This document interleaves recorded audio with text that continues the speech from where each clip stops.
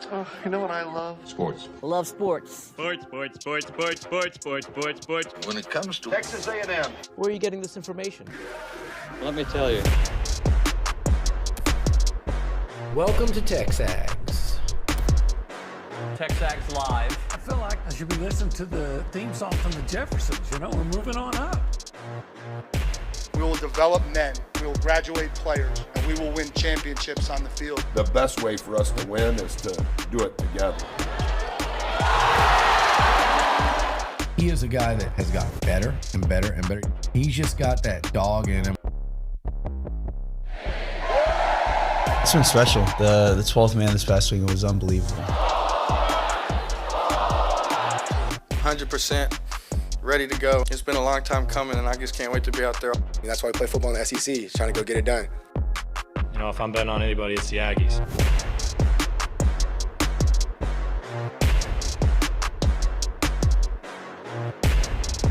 Howdy, Ags. Good morning. Welcome into TexAgs Live on Friday, October 11th, 2024. Happy ring day to all the Aggies who are getting their Aggie rings this morning and throughout the day. I know ring day started yesterday. It goes on today and tomorrow, so congrats to all of you. I'm obviously not David Nuno. I'm Nick Savage filling in for David Nuno, and it is it's the no hour. No one's here but me. Cade's running the show behind the glass. I got McKinley Polanski over at the Angry Elephant News and Social Center. Naegeli brought up the idea of calling it the bro hour, but that would have to include Richard Zane, and he's not here yet. So we'll just call it the no hour since, again, it's nobody but me here. But yeah, got a fun show for you, even though it is the bye week, heading into a stress-free weekend of just watching college football. Should be a lot of fun. But we're going to talk a lot about the Aggie win over Missouri, kind of talk about the implications of that win throughout the show today. We'll give you a quick rundown of what we got. This first segment, just me, Cade, McKinley, kind of chopping it up. We'll talk about a few things. After this, I know you heard from Jason Howell on Wednesday about the latest Texas A&M commit in the class of 2025, Nelson McGuire, the offensive lineman out of Midlothian. But we'll let you hear the in-home visit Jason Howell and Ryan Broniger recorded for that commitment. Listen into that at 8:35. Give you a sneak peek into some premium content. You won't get it all because if you want the whole thing, you got to become a subscriber at TexAgs.com. But one of the most popular pieces of content we do, the Film Room with Stephen McGee, he breaks down the quarterback play from Connor Wigman. We'll take a look at that at 8:35. At 8:50, we'll bank on it.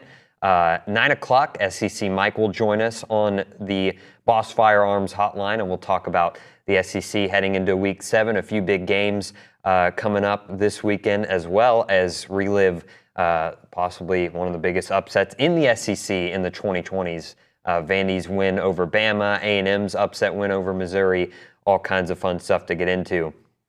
9:20, we'll go around Aggieland with Naegeli. 9:35, we'll hear from AT, Aaron Torres. 10 o'clock, everyone's favorite segment, Jim Turner, School's in Session, I guess is what we're calling that. That's presented by Duck Camp. Shout out to Duck Camp. I got my Duck Camp hoodie on. We'll let you listen to part 2 of that. Again, probably not the whole thing, because if you want the whole thing, you got to go become a premium subscriber at TexAgs.com. 10:35, John Harris will talk about Aggie football, a little bit of Texans talk as well, because I'm from Houston and I want to talk to him about our Texans as they are off to a pretty good start, 4-1. I believe that's like the second best start in franchise history. So we'll get his thoughts on that. And we'll wrap it up with the Double Dave's Pizza giveaway at 10 o'clock. But again, this is TexAgs Live. I'm setting the over-under, Kate. I'm going to bring you in now. I'm setting the over-under on the amount of times I say TexAgs Radio today at 2.5. But so far, so good. How are you today, brother? I'm good. I think that you hit that. I think you hit the under. I think you get it done. You get it done. 2.5 is a big number, but I mean, again, this is my first time in the brand spanking new Rollo Insurance Studio, so little intimidating because you got a lot more like room compared to the last one. But again, the rebrand. I should just turn my head and look right there as I got the logo right behind me. Absolutely, yeah, it's right there for you if you need it. So yeah, just keep it in mind. Over at the Angry Elephant News and Social Center, we got McKinley Polanski. Aggies gather at the Angry Elephant. And if you send her a text, she'll read it on the Lil Sluggers text line. The TexAgs text line is sponsored by Lil Sluggers. Age-appropriate baseball fundamental classes in Aggieland, Houston, Austin, and Brenham for kids 2 to 8. Sign up for free at COTOsports.com. That's COTOsports.com. McKinley, good morning. How are you? Good morning. I'm good. How are you? I'm great. Ready for a fun weekend. Like I said, kind of stress-free weekend. Don't have to sweat out an Aggie game. Again, I'm kind of like David, though, guys. It was such a fun game on last Saturday. I want more Aggie football, but again, it's kind of nice, especially with this weekend's slate of games, to kind of sit back and be able to enjoy them. I agree. Well, Aggie sports are very busy this weekend. Yeah, we got a lot more than just Aggie football going on, so tell us about it. Yes, we do. First off, the SEC announced tip times and TV designations for the Texas A&M men's basketball team's 2024-25 season on Thursday. The basketball team has an exhibition game on Sunday, October 27th versus Houston in Houston, Texas at 4 p.m. Their first official game of the season is on Monday, November 4th versus UCF in Florida at 6 p.m. And their first home game is Friday, November 8th versus A&M Commerce. Awesome. Coming up quick here. Luke and OB will be out at SEC Media Day, Basketball Media Days, I should say, next Monday and Tuesday. I believe that's in Birmingham, Alabama. Or sorry, no, that's Kay, where is that? That's in Birmingham? Yeah, it's in Birmingham. So that's where they'll be. OB and Luke will be joining us from there, bringing us all the news and notes. I believe Buzz, Hayden Hefner, and Anderson Garcia will be there representing Texas A&M. So we'll be following all those storylines. But Cade, I kind of want to start things off. Just was thinking about kind of the top 5 moments from the first half of the season, first 6 games or so. And I'll let you kind of go down. I didn't give you any warning on that, so I'm sorry. There's a lot to choose from. So I'll kind of go from 5 to 1, and we can talk things over here. So start off with number 5, just kind of a broad, overarching one. There wasn't too much to pick from that Notre Dame game, but seeing a packed out Kyle Field for a primetime game, all eyes on Aggieland, the return of power.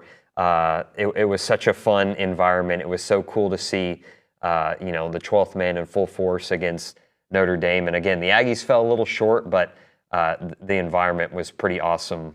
What say you? Yeah, I think that's a good take. I thought,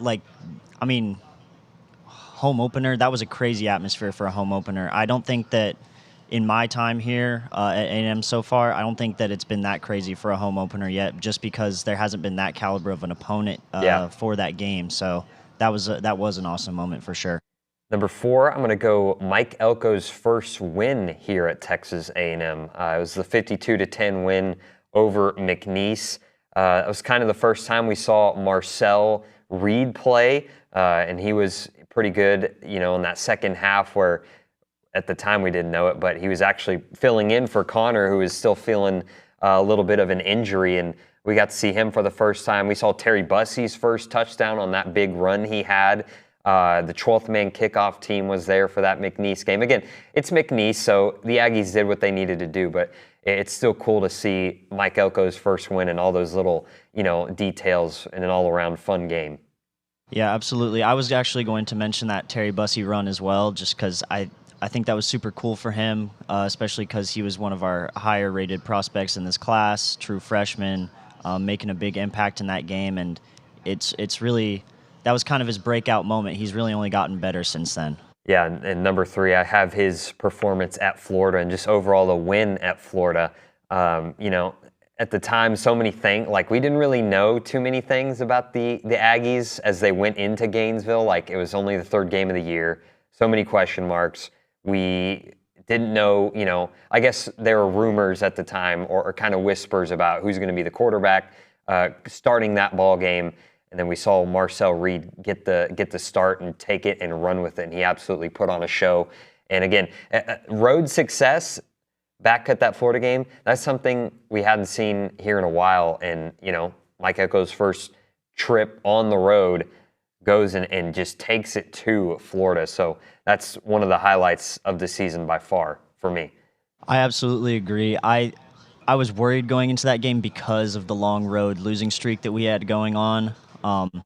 And just the way that Marcel played was absolutely fantastic. I mean, I still think it's hilarious. I still go back and look at the clip at the end of the game when Marcel jukes that guy out and Joe Tess is going crazy on the mic. What a great moment. But, I mean, just an insane play. Really good game. I mean, just basically dominated them. They got their points in the second half, but it was really never close. Number 2, I'm going to get a little bit more specific here. Nick Scorton forcing the fumble to end the Southwest Classic, right, and wrapped up that win on Arkansas's final possession. And you can just say Nick Scorton was the highlight altogether in that game. He had 4 tackles for loss, 2 sacks, that forced fumble, a quarterback hurry, and a pass breakup. Coming into that game, David kept saying, where are the sack numbers? Where are the tackle for loss numbers? We're not getting it. And then bam, Arkansas, bam, Missouri, just piling them on, throwing up the tackle for loss and sack numbers. So that highlight for me, for sure, in this first half of the season. Yeah, absolutely. And we can maybe at the end of the year look back at that as that was the Nick Scorton breakout game. Yeah. That's where he started the tear. I mean, it's already looking like, so far that might be where he started to get cooking. He's been it's like 3.5 sacks and 4 tackles for loss in the last. I mean, I don't know if those numbers are exact, but it's something ridiculous like that in the last 2 games. Yeah. So if he keeps that up, I mean, he's on pace for just an unbelievable season. Absolutely. Number 1 for me so far in this first half of the year, Le'Veon's 75-yard touchdown run to open up the third quarter against Mizzou. That made it 31-0 at the time. And, regardless of how you felt, it locked up the win. You could, as an Aggie fan, you could kind of take a deep breath, be like, oh my gosh, they're rolling here. This is the most, this is the best I've seen the Aggies play in a really long time.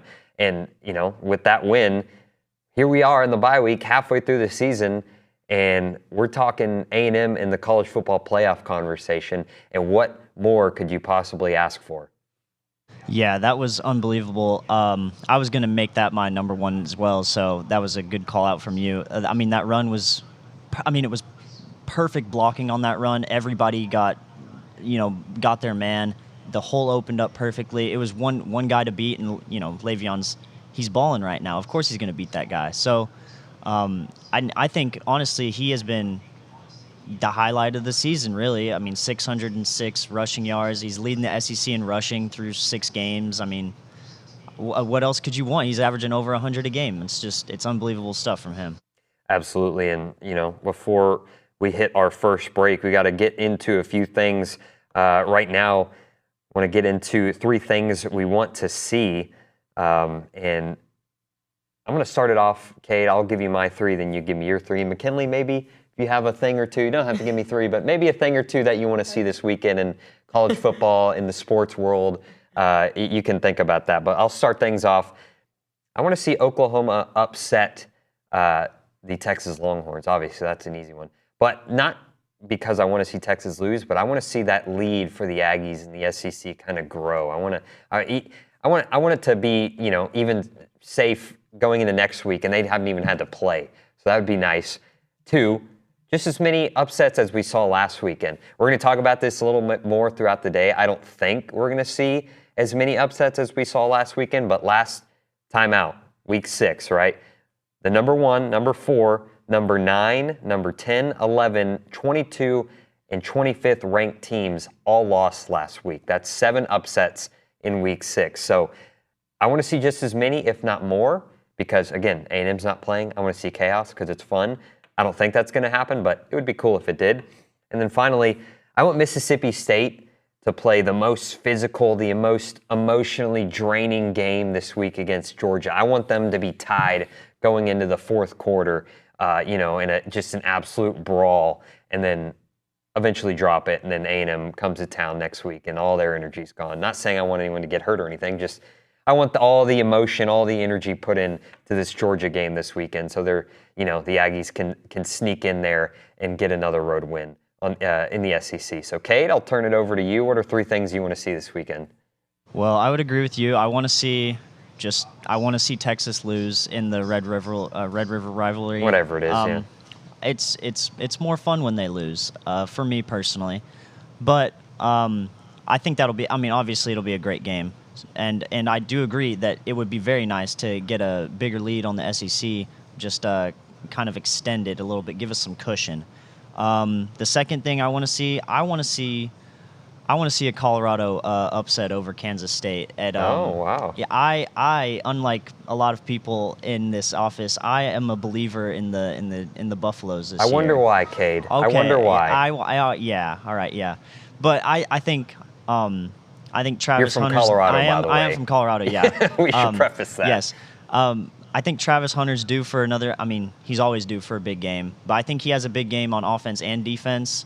And they're at home. It's at Folsom in Boulder, so I think that's a tough matchup for K-State. And then I want Ole Miss and LSU to be the best. I want it to be the best game of the weekend. I think that it has the potential to be the best game of the weekend, and I would actually like LSU to win that game. I don't know if that's a hot take, but I'd like them to win. It would make a potential win at home against LSU look better if LSU wins that game. I mean, if LSU wins that game, put up their schedule if you can, Cade. I don't remember if they have a bye week after that or not. Okay, no, they got Arkansas after that. Then they'll come to Kyle Field. You know, if they beat Ole Miss and can beat Arkansas on the road, which, by the way, right now looks a lot tougher than it did a week ago, we might have ourselves a possible top 10 matchup. I mean, LSU I would assume, be in the top 10. A&M on the fringes of it, if not inside of the top 10. So that definitely could set up another super fun matchup at Kyle Field for sure. But by the way, this is Coffee Talk presented by TexAgs Coffee. Beat the hell out of morning by going to TexAgs Coffee or TexAgs.com/coffee, Normally, David and OB start the Go Hour off in the Holistic Planning Cool Zone. The NFL recently became the last of the Big Four North American sports leagues to allow private equity firms to acquire ownership stakes in its teams. For years, professional sports investing was reserved for the ultra-wealthy. Not anymore. If you're interested in learning more about professional sports investing and to determine if it may be appropriate for you, Holistic Planning is your ticket. Go to investingprosports.com today. We're going to hit our first break of the day on the other side. We're not doing pick six today, but I want to pick 6 games. It's not the same thing, all right? So we'll do that, and then we might get into a little bit of that in-home visit, talking about Nelson McGuire, the Aggies' newest commit in the class of 2025. So don't go anywhere. You're listening to TexAgs Live here on The Zone.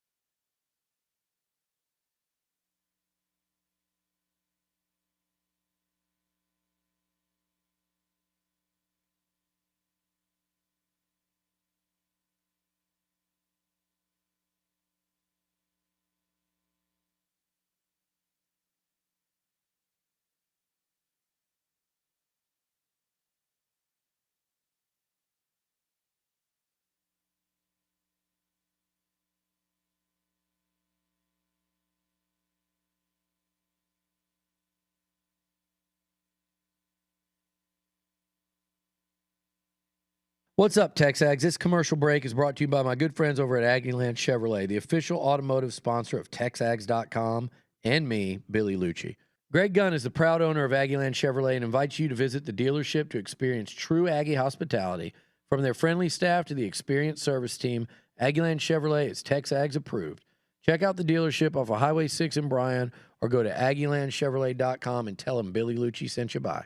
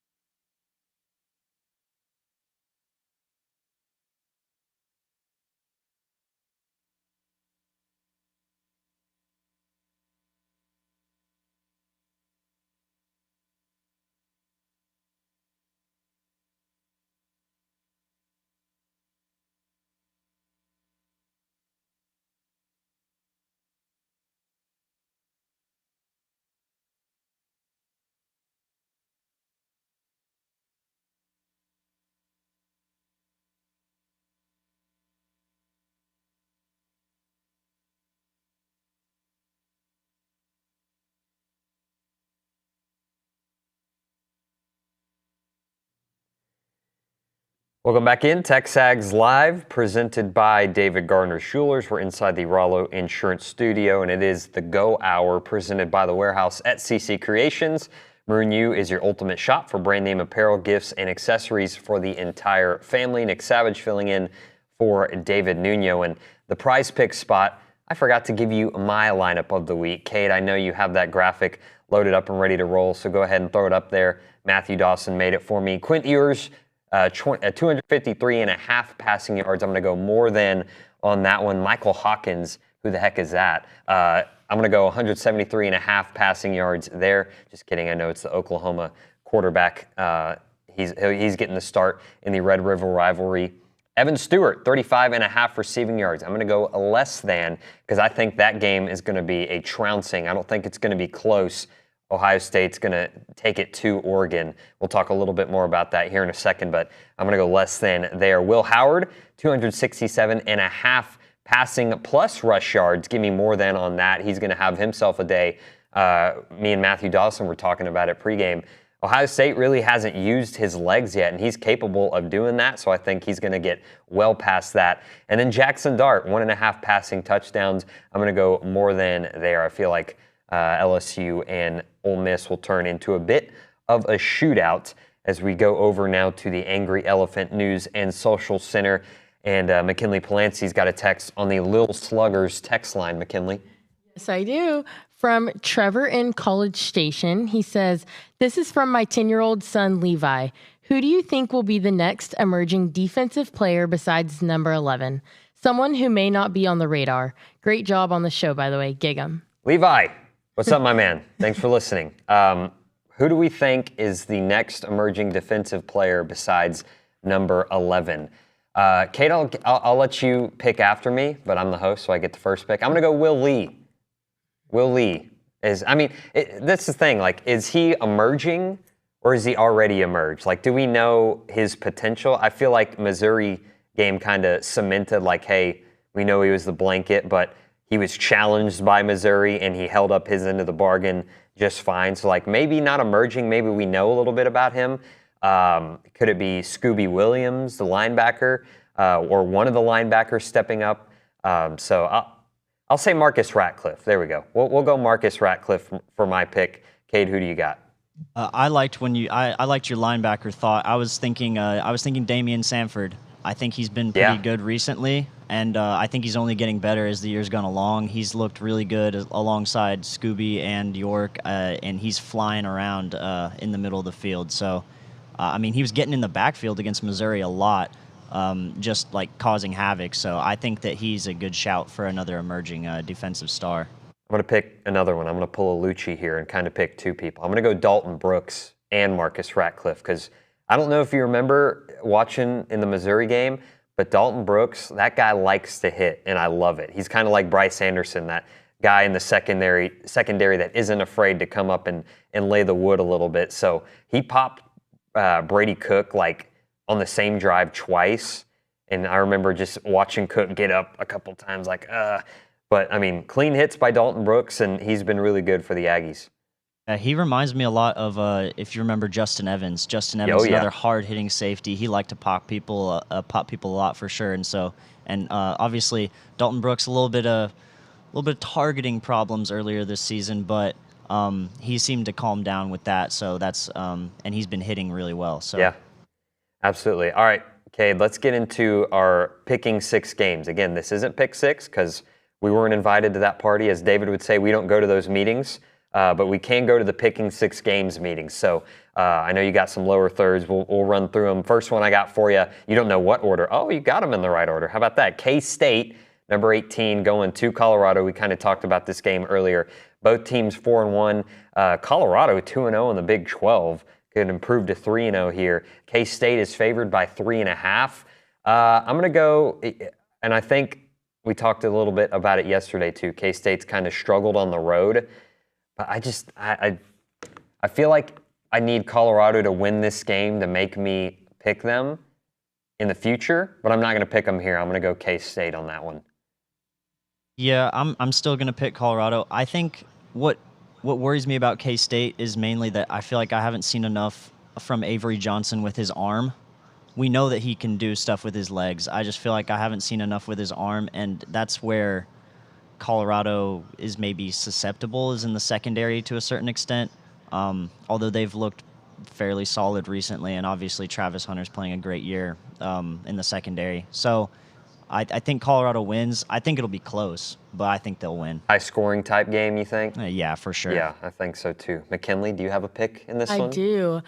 I pick Colorado for sure. I think Travis Hunter is going to ball out. We have our guest picker here. It's like game day, by the way. McKinley Polansky, our guest picker over at the Angry Elephant News and Social Center. So K-State, Colorado. Next game, Florida going to number 8, Tennessee. Tennessee's 4-1, Florida 3-2. Tennessee, 14.5-point favorite there.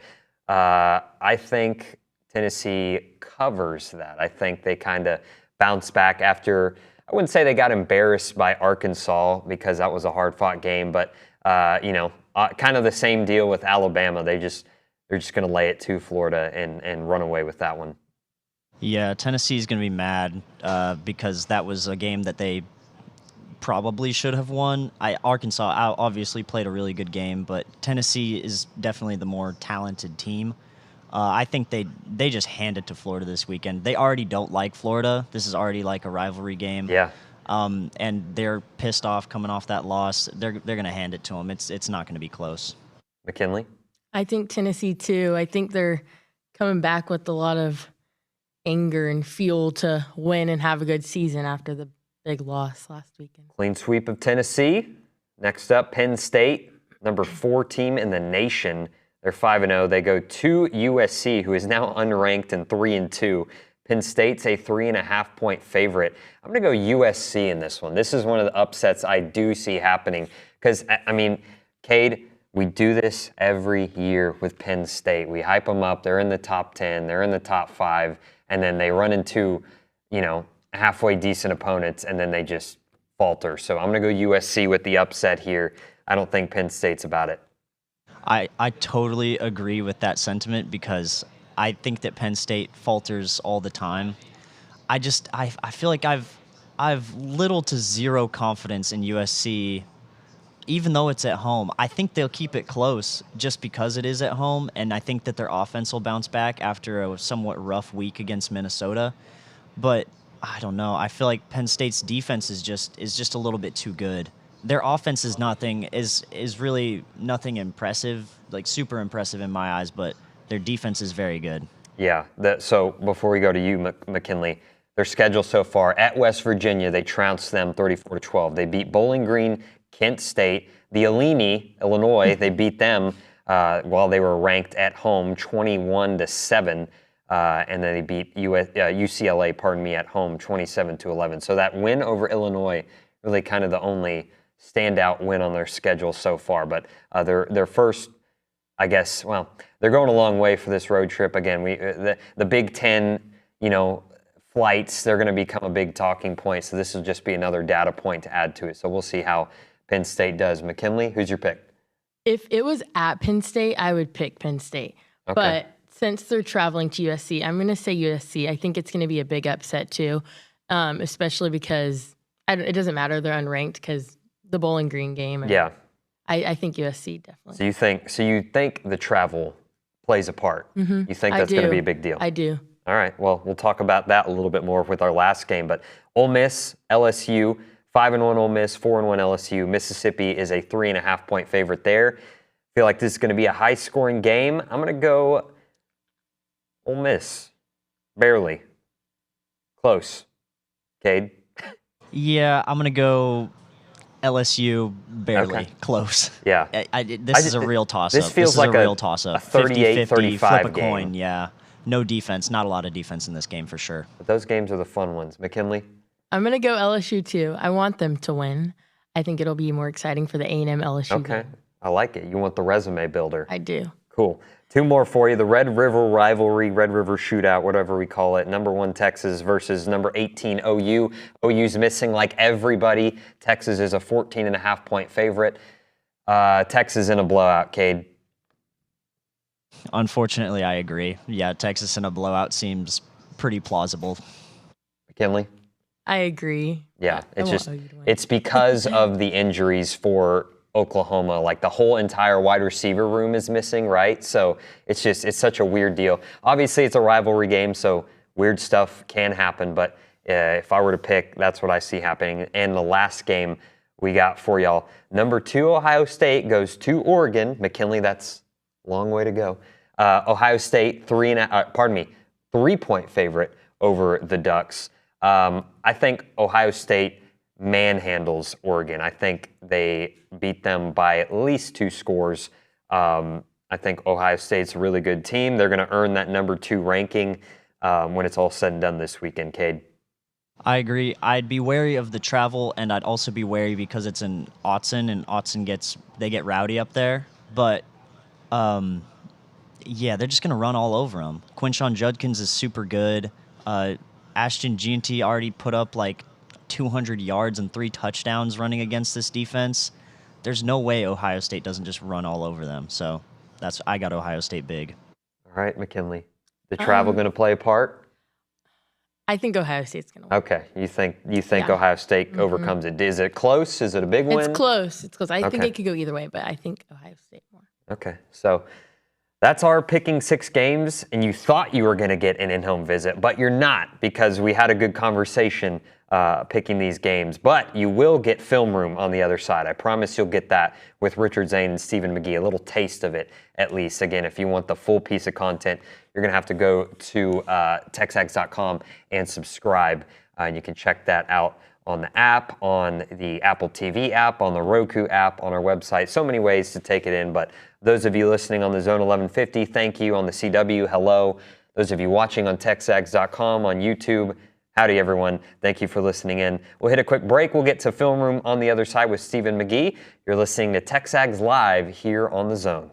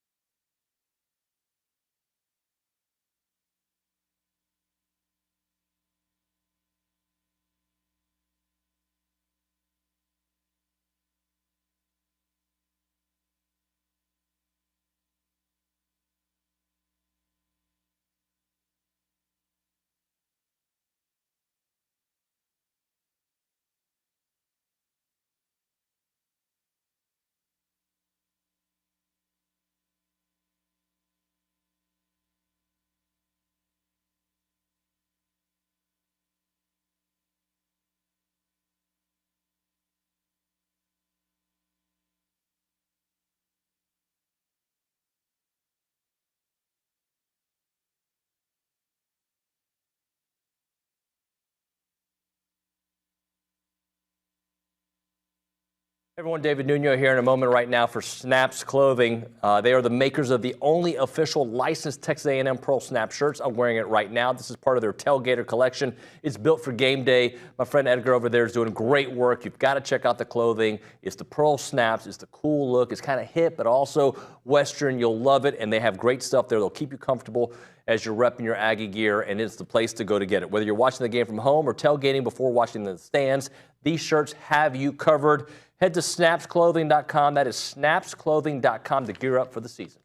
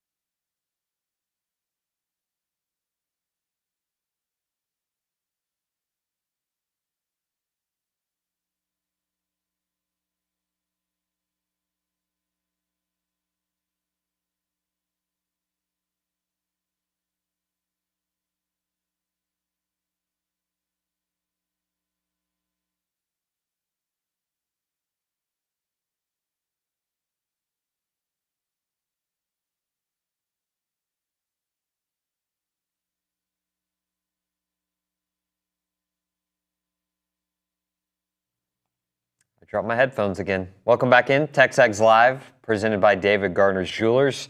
We're inside the Rollo Insurance Studio, and it is the Go Hour presented by The Warehouse at CC Creations. Right now, we're going to hear from Stephen McGee and Richard Zane in possibly the most awkward edition of the film room ever. No fault to Richard. We were talking about it. Stephen McGee, just awkward, this film room, for whatever. Just kidding. It was a good episode. He was fired up about Connor Wigman's performance. Again, if you want the full piece of content, go to texagslive.com/subscribe and become a premium subscriber to check it out. But here's a little taste of it. Stephen McGee on the film room. Howdy, everybody. Welcome into another edition of the Film Room with Stephen McGee, presented by our good friends at Bird Dog. He's Stephen McGee. I am not, and we're breaking down about 10 plays from a 41-10 victory, a play for every point Missouri scored. Fighting Texas Aggies absolutely dominated Eli Drinkwitz and the Missouri Tigers. Fist bump. I won't leave you hanging, McGee. Now, I know you shared more of your overarching thoughts during offense interview with Billy Liucci. You can find that content on TexAgs.com now, but just briefly, McGee, a great day for number 15 and company. A great day, and makes it even better knowing what he had to go through to get there. I appreciate that more. I've lived in that world. I've experienced the heat. Welcome to playing the position. It's a big moment for his career, and I think it's a big moment for this football team. It's probably one of the most complete performances we've seen. We'll see why. Absolutely. Well, without further ado, let's go ahead and get into it. Our first play is coming from about 7 minutes left in the first quarter. And McGee, as you usually do, you've got some themes to some breakdowns. These first 5 plays, the theme is Connor Wigman feeling the pressure. This first play, A&M's got 1st and 10 at the A&M 40, and he finds Noah Thomas for a gain of 29. Yeah, the important thing here, too, is you got to get the ball out of your hands quickly when you're dealing with pressure. You always like to throw into pressure. They're going to come up with a form of saw dog with the corner, and they're going to play cover 0. This guy's going to have the back. He does not green dog, but that is a flat top defense, meaning there's no safety in the middle of the field, and it's mano-a-mano cover 0. And when they pressure like this, you've just got to make sure that you get the ball out of your hands quickly and that you have the answer. And look, they're going to go ahead, Mr. Savage. They're going to pressure, right, to try to handle some of this run game and the success. Here comes corner. Boom! Back foot's in the ground. Now watch what happens. See that space that he had there? Go back really quickly. One more time. Watch what happens. Back foot hits, identifies it, balls up quickly. Look at the separation right here. That now allows what? Instead of it being a bang-bang play, now we have the chance to make a guy miss in space, and now they're really hoping for a tackle. And what happened? Oh, couple missed tackles, and now you get an explosive. To me, that's because the quarterback got the ball out accurately and on time. Got to identify it and dissect them when they try to blitz you. A couple of things on that play. Saw dog, green dog, you're my dog. And then also Noah Thomas hitting the B button, the circle button. Nice little spin move on that play as well. Good little use of the B. Later in the first quarter, about 2.5 minutes left, A&M's got 1st and 10 at the Missouri 41. Again, Wigman feels the pressure, finds Jabri Barber for 11 yards, another fighting Texas Aggie. 1st down, Magoo. Yep, here, RPO, right? Identifying, hey, here comes the pressure. They're going to load the blocks in the run game, and we don't like running into single high defense and pressure. So what do? We motion a guy over, and now we have an RPO. We have the pass option. What's the important thing? Number 1, identify it, good, but the ball's got to be out, and it's got to be accurate. 1 foot out front to allow that guy to go. Mr. Savage, let it roll. You're going to see the motion. Here comes your nickel Sam linebacker coming off the edge. And it's easy. Watch this. Boom! Flip the hips. Great job. And get that ball, make it catchable in space. And a really, really good job by the receiver on the perimeter. That's a hard block, and it can make or break these type of plays. And he does a great job here of leading the way for his buddy. And that is winning football, good execution. What is that sound you're making? Is that a boom or a doom? Boom! Boom. Boom. That's a boom. Continuing with our first quarter plays for Connor Wigman, about really late in the first quarter, 30 seconds left. The Ags are in the red zone, and on 2nd and 10, Wigman connects with Amari Daniels out of the backfield, and it's a 1st down, or at least it's 3rd and 1 now, down to the Missouri 6. So another element that I love about a quarterback that plays fast, not a lot of hitches, right? That back foot hits, boom, decisive. Get the ball out of your hands. What does that do? It'll mask some of the other issues on the front. Here, the center working back, They should sort this out, in my opinion. I think the right tackle's wrong. This guy should not be a free rusher. But watch the beautiful thing here. Go ahead, Mr. Savage. The read starts with the guy in the flat. We're going to go a little spot, backside spacing, boom, ball's out, right? Good job. Make them right. Would have liked a little bit better accurate throw, but that's the beautiful thing here. One of your guys makes a mistake, but at the quarterback position, you can become the eraser, and he does it here by back foot's in the ground, no hitches, ball's out, on time, and now the receiver has the ball in space, and we can use some of that athleticism that we know we have. Can y'all tell Stephen McGee's pretty fired up? Super giddy. This is how you're supposed to play the position, and I love to see it. Continuing on with our theme of Connor Wigman feeling the pressure, after a Missouri timeout with less than 2 minutes before halftime, Wigman again connects with Noah Thomas, this time a gain of 21 yards. Hey, what do we hate to see? We hate to see all these guys in the run game trying to slow up Mr. Daniels, Mr. Moss in the backfield. They're going to dare you to do what? Throw it versus press man. We've been talking about this forever, and this is one of the best things that I came away from this game with, the ability to beat man coverage. Identify in the run game. RPO again, this time it's going to be with a fade ball on the inside. They stack the box. We're taking our shot. Man to man, we got to get the ball out on time, watch the back foot, quick reset, and watch where this ball is. Outside, away from the defender. Great competitive catch. This was the highlight of the game for me, is wide receivers making competitive catches and plays down the field, getting explosives. Great execution by Connor. Easy read here. We know it's single high man. The hard part is delivering an accurate throw. Stop it. And then making the competitive catch. I know where you're going. No, I'm just saying you absolutely love to see it. Like, you are in your element today, and that's going to show on camera, on screen, when the viewer appreciates this, and they are going to appreciate it because you're easy to appreciate, Stephen McGee. One final play here on this theme of feeling the pressure. Late in the game, 12 minutes, 30 seconds left in the game. Here's a big play to the speedster, Terry Bussey. Wigman finds him for 33 yards on this. What's the matchup on the field that we love to see get exploited? That running back on the linebacker.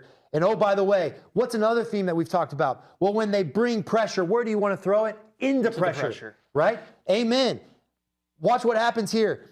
They're going to bring pressure. They're going to bring down the safety to cover the tight end. Who's got the running back? Oh, Mr. Mikey. And Mr. Mikey does not want to cover a guy like Bussey out of the backfield, downfield. Hey, also, don't fall asleep at that position either because you're going to get exposed. Go ahead, Mr. Savage. Mike linebacker not paying attention, not sure what he's doing, but boom! See how quickly that ball's out of his hands? Do you see hesitation? Accurate. This is the play that he missed against Notre Dame early. It's 0-4-0. He got the crossing routes built in, and I love McGee. I love Richard Zane. One of the best episodes of Film Room that they've done. So again, if you want to watch the entire thing, plenty more booms from Stephen McGee. That's on TexAgs.com. Go become a premium subscriber. We're going to hit a break here on the Sesame Street edition of TexAgs Live. We're going to bank on it on the other side as we end the 8 o'clock hour. Again, TexAgs Live here on The Zone.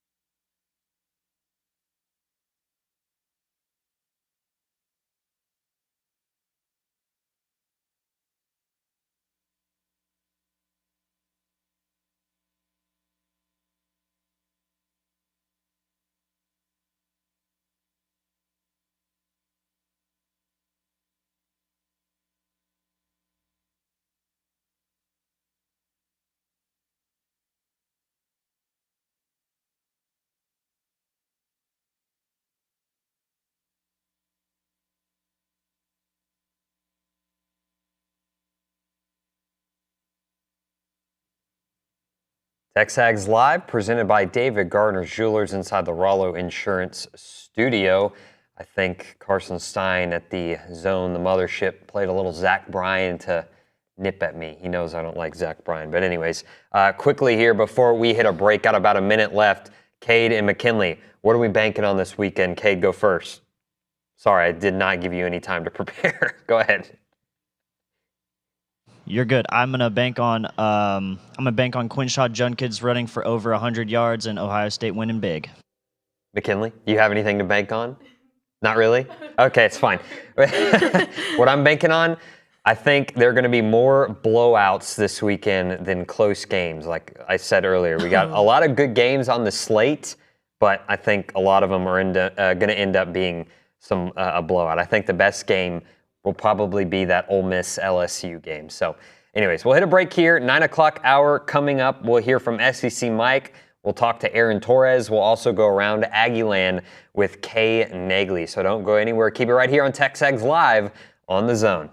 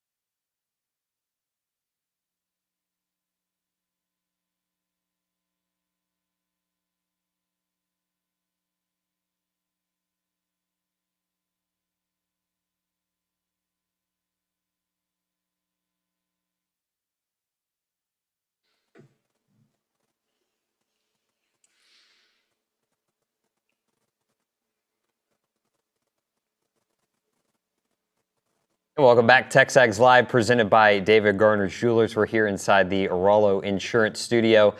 We're going to go out to the Boss Firearms Hotline and talk to our good friend SEC Mike. The Boss Firearms Hotline, or Boss Firearms are your local experts. They buy used guns, ammo, and accessories. Go to bossfirearms.com to start earning money like a boss today. SEC Mike, what's up, man? Hey, thanks for having me.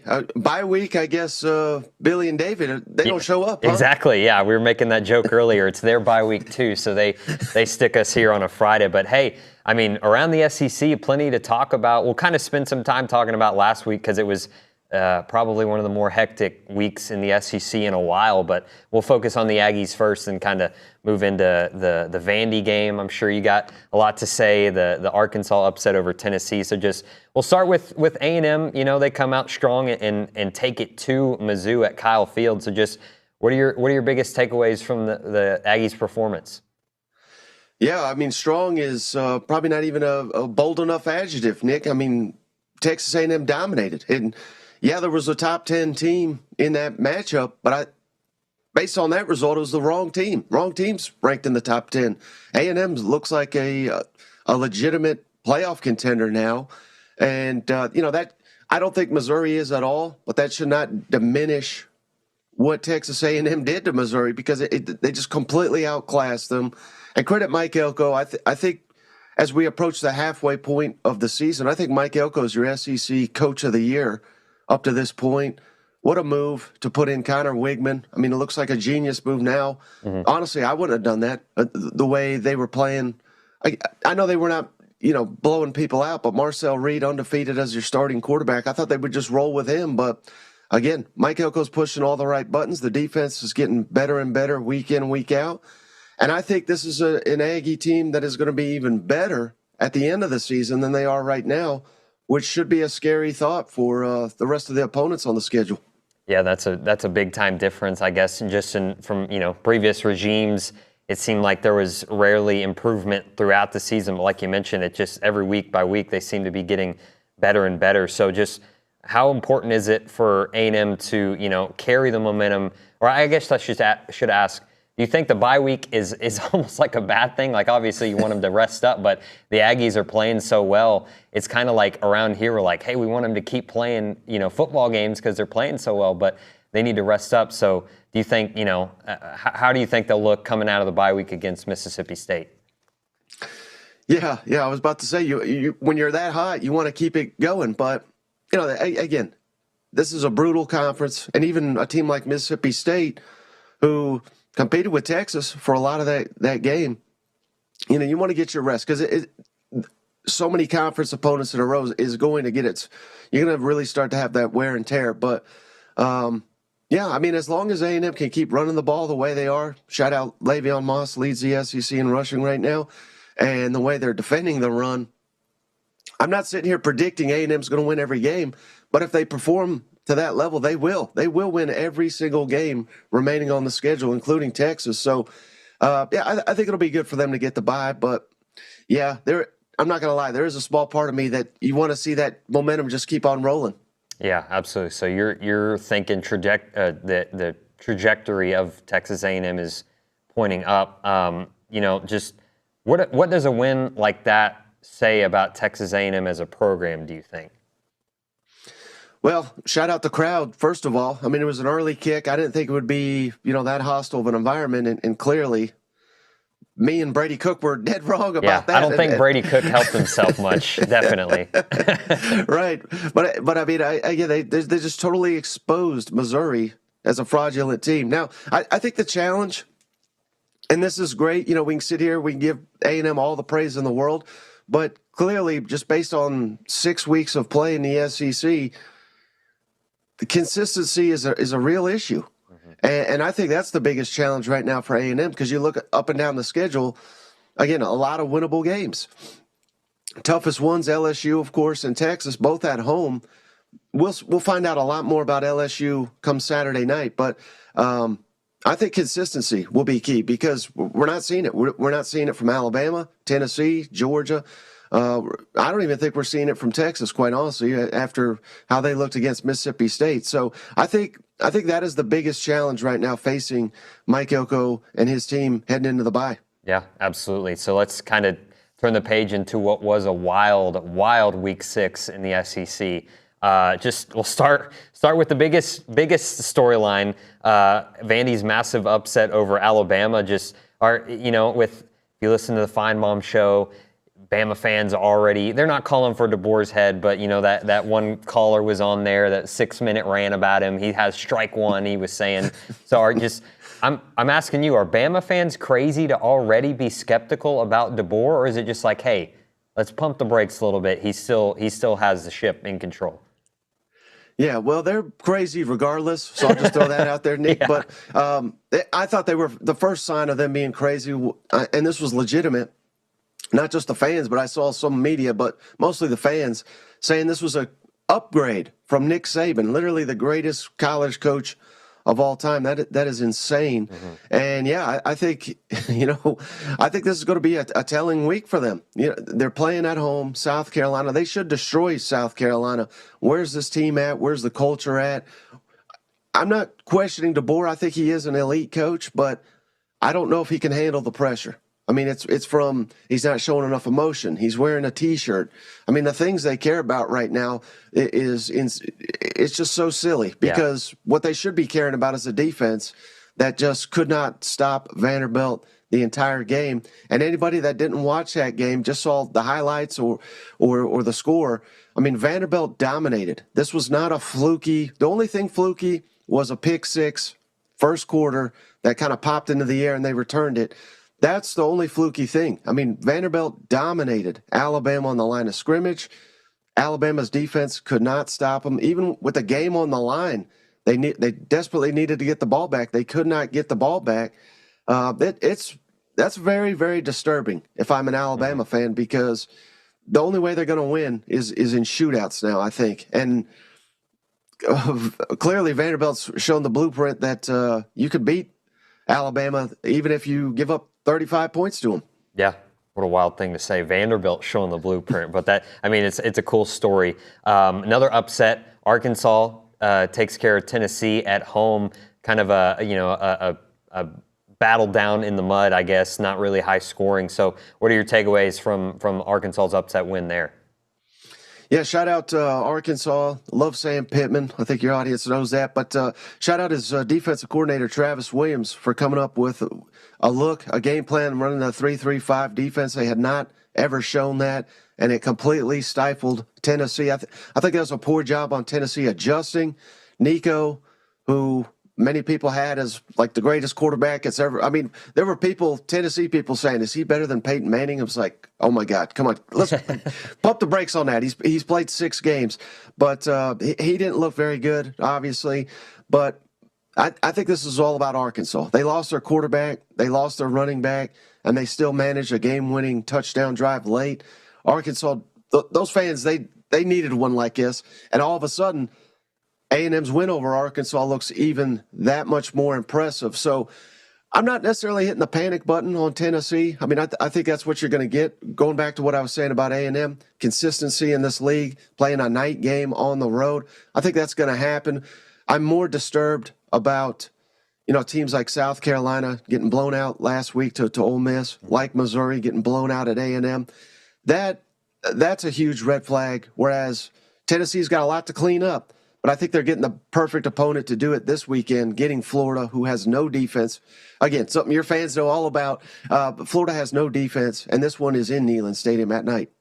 Yeah, absolutely. Let's turn the page now to the Week 7 slate and just, looking over your picks for the week, your lock of the week. You see another blowout happening in the Red River rivalry, the first time that's happening in the SEC. Just take us through what you see happening there. Well, I just don't know how in the world Oklahoma is going to be able to keep up with Texas with virtually all their receivers out.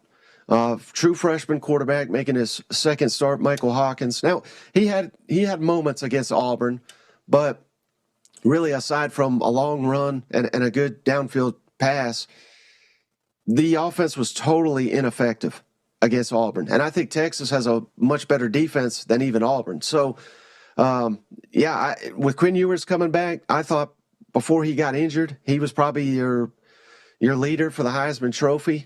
Of course, they haven't really played anybody, so take that with a grain of salt. But I just think Texas is going to bust out some frustration losing last year to Oklahoma. I just really question how good of a team Oklahoma. Their defense is very, very good, but their offense, again, I got them scoring 14. That may be too much in this ball game. So, yeah, give me Texas big. I feel the same about that game. It's just, that game, weird stuff always does happen. It's a rivalry game, so that's typical. But I'm with you. When you got your entire wide receiver room out, it's kind of hard to pick a close game there. LSU will be hosting Ole Miss. I see that one as kind of a higher scoring game. You do as well. It seems like a must-win as well for Lane Kiffin. So just your take on that one. Yeah, I may finally stop calling him Lane Whiffen if he wins this one, because the man can't win a big game to save his life, seemingly. But, the difference this year, as the past couple that have been shootouts and very entertaining games, I still think this will be entertaining. But the difference this year is Ole Miss actually has a defense. Their defense has been really, really good. Again, they played in conference play, South Carolina and Kentucky, not exactly potent offenses. This will be far and away the best offense they faced in LSU Tiger Stadium at night. But I just think Ole Miss is a much better team. And I think LSU is a little fraudulent right now. Now, I'm wrong all the time, so maybe I'm wrong on this one. But despite the hostile crowd, I think Ole Miss gets it done. I think losing to Kentucky kind of woke them up and eliminated that margin for victory, or excuse me, margin for error when they lost to Kentucky. But if they were able to turn around and beat LSU, they're kind of back to equal footing with really just a game against Georgia remaining that could really test Ole Miss. And even if they lose to Georgia, I think they'll make the college football playoff. Vandy plays Kentucky. You just mentioned Kentucky. You got a close one there, and Vandy pulling out their second SEC win. I actually went back and looked. I was like, man, when's the last time Vandy won 2 SEC games? It was only in 2022, so it really hasn't been that long since they did that. But what do you see going down there at Kroger Field? Yeah, and shout out back to that 2022 Vandy team. They won at Kentucky. That was their. There you go. I think it was their first SEC win under Clark Lee. They have so few of them. They stand out. You know what I mean? Mm-hmm. But man, I love Vanderbilt. I love Diego Pavia. Yeah, your audience gave me so much grief over that all season long, basically. But it's coming to fruition right now. What they're doing is masterful. They're running a triple option out of the shotgun, and yeah, that's not going to work at most places. It's working at Vanderbilt, where you just don't have the talent, and it's working because they've got Diego Pavia, who he's a sensation right now, and he's Johnny Manziel Jr. But my audience calls him Wani football. I mean, he's just such a delight, and yeah. I think Vanderbilt's got a massive advantage in the quarterback battle in this. I just don't think Brock Vandagriff, Kentucky. I know he completed a big pass against Ole Miss that really helped win that game, but aside from that, I've not seen a ton from him. Kentucky does have a really, really, really good defense, but even better than Alabama's, quite honestly. But how will they play against this triple option Tim Beck offense? I don't know. I think this game goes down to the wire. I'm not fully confident in saying Vanderbilt will win, but I can't not roll with my Commodores here. Last SEC game we'll talk about, then I'll kind of get your opinion on the schedule overall, because it's a pretty loaded Week 7 slate. But Georgia hosts Mississippi State. Only reason I'm like halfway interested in this game is because the Aggies get Mississippi State next. So is there any chance the Bulldogs can stay competitive? Well, they're both Bulldogs. The maroon and white Bulldogs can stay competitive with the black and red Bulldogs of Georgia. I honestly, I don't think so, Nick. I mean, I think Mississippi State is far and away the worst team in the league right now, and it's not even their fault. With the coaching transition, with the roster overhaul, and the tragedy of Mike Leach, they're just in such a desperate spot, which made that result against Texas. I know they lost handily, but that was close at halftime. I mean, that was the most stunning thing I've seen so far, short of Vanderbilt beating Alabama this season in the SEC. So My only concern is, does Georgia want to run up the score here? And I don't think they will. Kirby doesn't seem to be that type.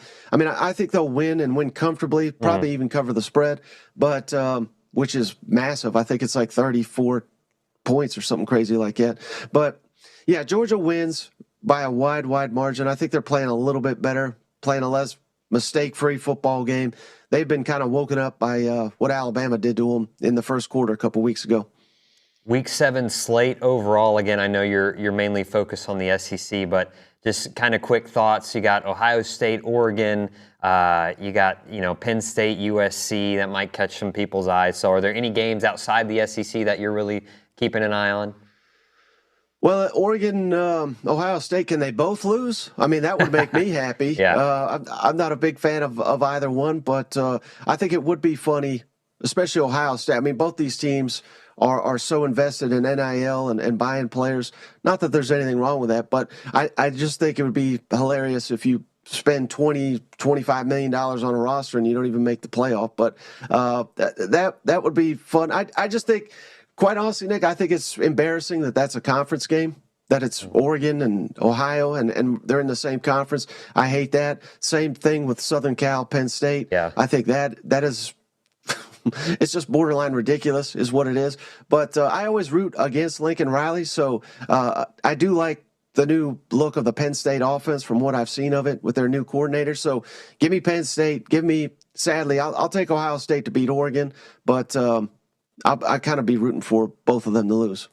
Gary in Liberty Hill on our Little Sluggers text line has a question for you, and I think you'll give us an entertaining answer here. He says, ask SEC Mike what his over-under is for the number of fake Ole Miss injuries tomorrow. I'll take 5.5. Oh, yeah. We got to go way over that. Yeah. I mean, it's ridiculous with the fake injuries with Ole Miss. And, I mean, it's so bad that opposing coaches are getting asked about it in the post game.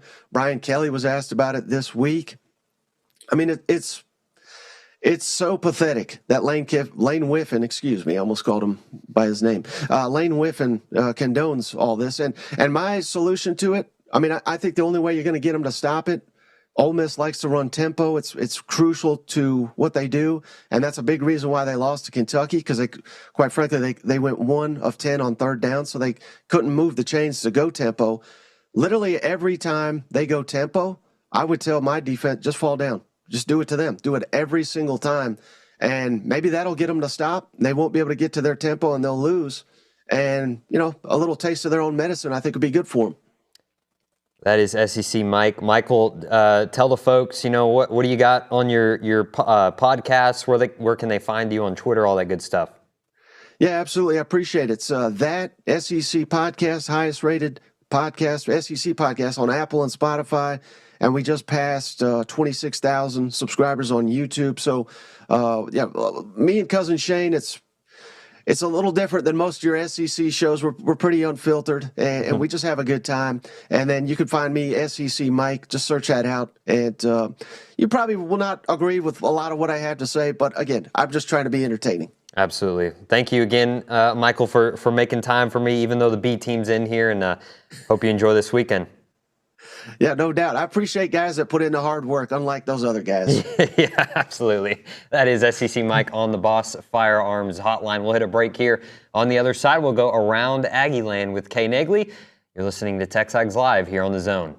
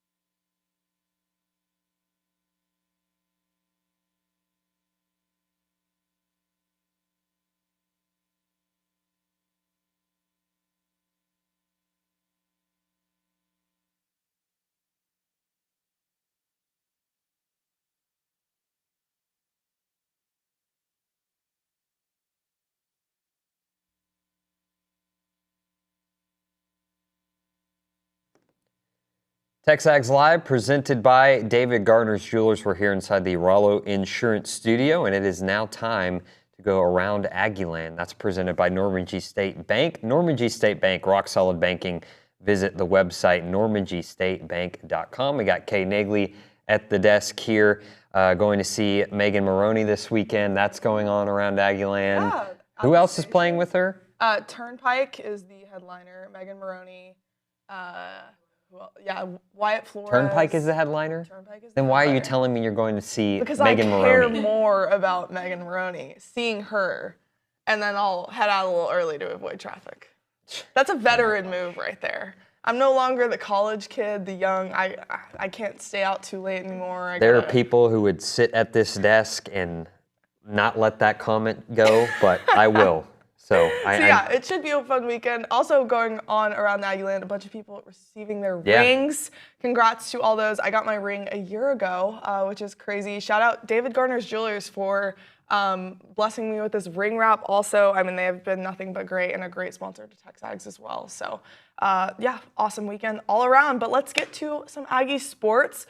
As we know, Texas A&M is on the first of their 2 bye weeks during the 2024 season. The second week comes November 9th. Those will be great breaks for Mike Elko and company. But we are looking forward to having some Aggie football back. Additionally, Aggie volleyball. How about Jamie Morrison's program? They are on a 3 straight conference win stretch. They took down Ole Miss in 4 sets on Wednesday night in Oxford. Like I said, winning 3 straight matches, now 3-1 in the SEC. And they have another road trip to LSU on deck. That is on Sunday. And also, gotta kind of mention this and get your thoughts on it even maybe. They are still not ranked in the AP poll. Don't know how that's happening. They received 45 votes on the poll release last Monday. So hopefully if they squeeze out a win over LSU, they'll finally get the respect they deserve because, I don't know, they're just... Maybe it's just another one of those like hashtag don't rank us movements, maybe. Right? So they sneak into the tournament. They maybe, sneak up and bite someone and then put the world on notice. Yeah, could be 4 straight wins, and if next Monday they're not ranked, something's up. Something's up. Yeah, we got to put. They're out to get us. The don't rank us movement's going strong. Moving on to some basketball. Next week, the Aggie men and Aggie women's programs will be heading to the 2024 SEC Tip-Off Media Days in Birmingham. You mentioned it earlier. The men's program will send Buzz Williams, Hayden Hefner, as well as Anderson Garcia. The women's program will send Joni Taylor, Aisha Coulibaly, and Lauren Ware. For those who are unfamiliar, veterans on that team. Will be really interesting to see that program this year. Additionally, mentioned it earlier, but basketball did release some tip times for next year's program. I believe, Aggie men's basketball just has a ton of them. You will be able to see them on the ESPN family of networks, as well as TBS, TNT, and Max, and then also one game on CBS. Also a ton of 13 SEC network games as well. Wow. HBO Max? There's a game on there? Is that what you just said? Well, I guess it's not called HBO Max. anymore. It's called Max now. Yeah, yeah. Sorry.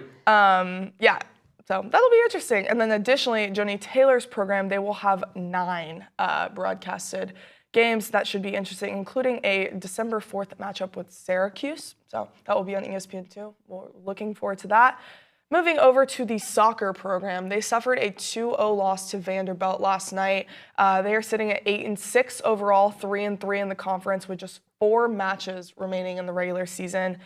These last 4 will be really important going towards their postseason. I know you were calling that game. Yeah, I was on the call with Casey Atnip out there. It was it was 1-0 in the 80th minute, and Vanderbilt kind of snuck one into the back of the net. So, the Aggies they were in control in that second period for a long time. They had some chances, just couldn't quite get one into the back of the net. But again, a chance to bounce back. I know they got Alabama coming up. Yep, this Alabama this Sunday. So, yeah, they got 4 important matches left. The SEC tournament is the first week of November. So it's really, it's coming all fast. So hopefully they can get some wins, get on the right direction.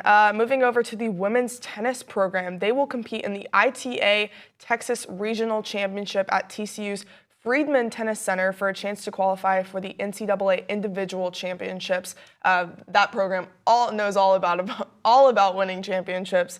There will be 5 Aggies that will make the trip, so best of luck to them. Additionally, number 2 equestrian team will hit the road for the first time this season as they travel to number 9 Delaware State on Friday morning. That kicked off this morning. Long way to go. That is a long way to go. I've always wondered how they worked that out with the horses. Well, the horses, I could be completely wrong here. Yeah, so if there's equestrian people listening, I'm sorry, but I believe the horses, the Aggies will use the horses that are already up there. Okay. So that it's kind of weird, but it's like almost like a home arena advantage, I guess, because you're familiar with the horses. When you're at home, you go up there, you use their horses. So I could be wrong. I could be wrong. I did if not I'm know wrong, that. I'm sorry. But I believe that's how it works. That is definitely an advantage for home versus away. That's, wow, the more you know.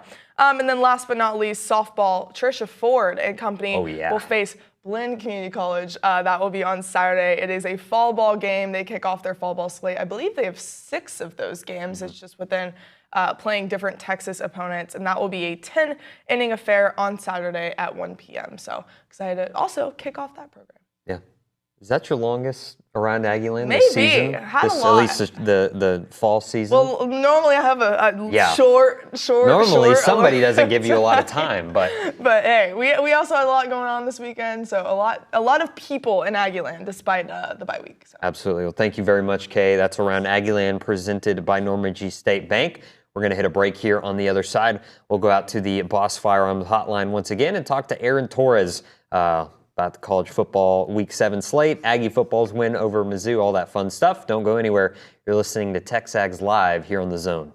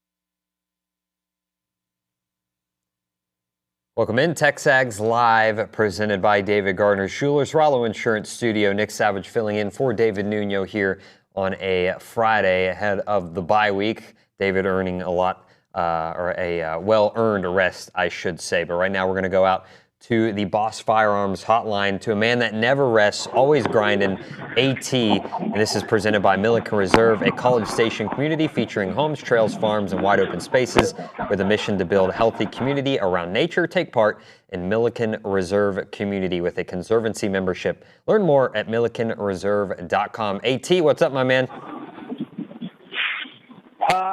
It's good to be with you, Nick. I mean, I don't know if well-deserved seems a little aggressive on Nuno. I mean, you guys have a little 3-game win streak, and the guy thinks, he's, I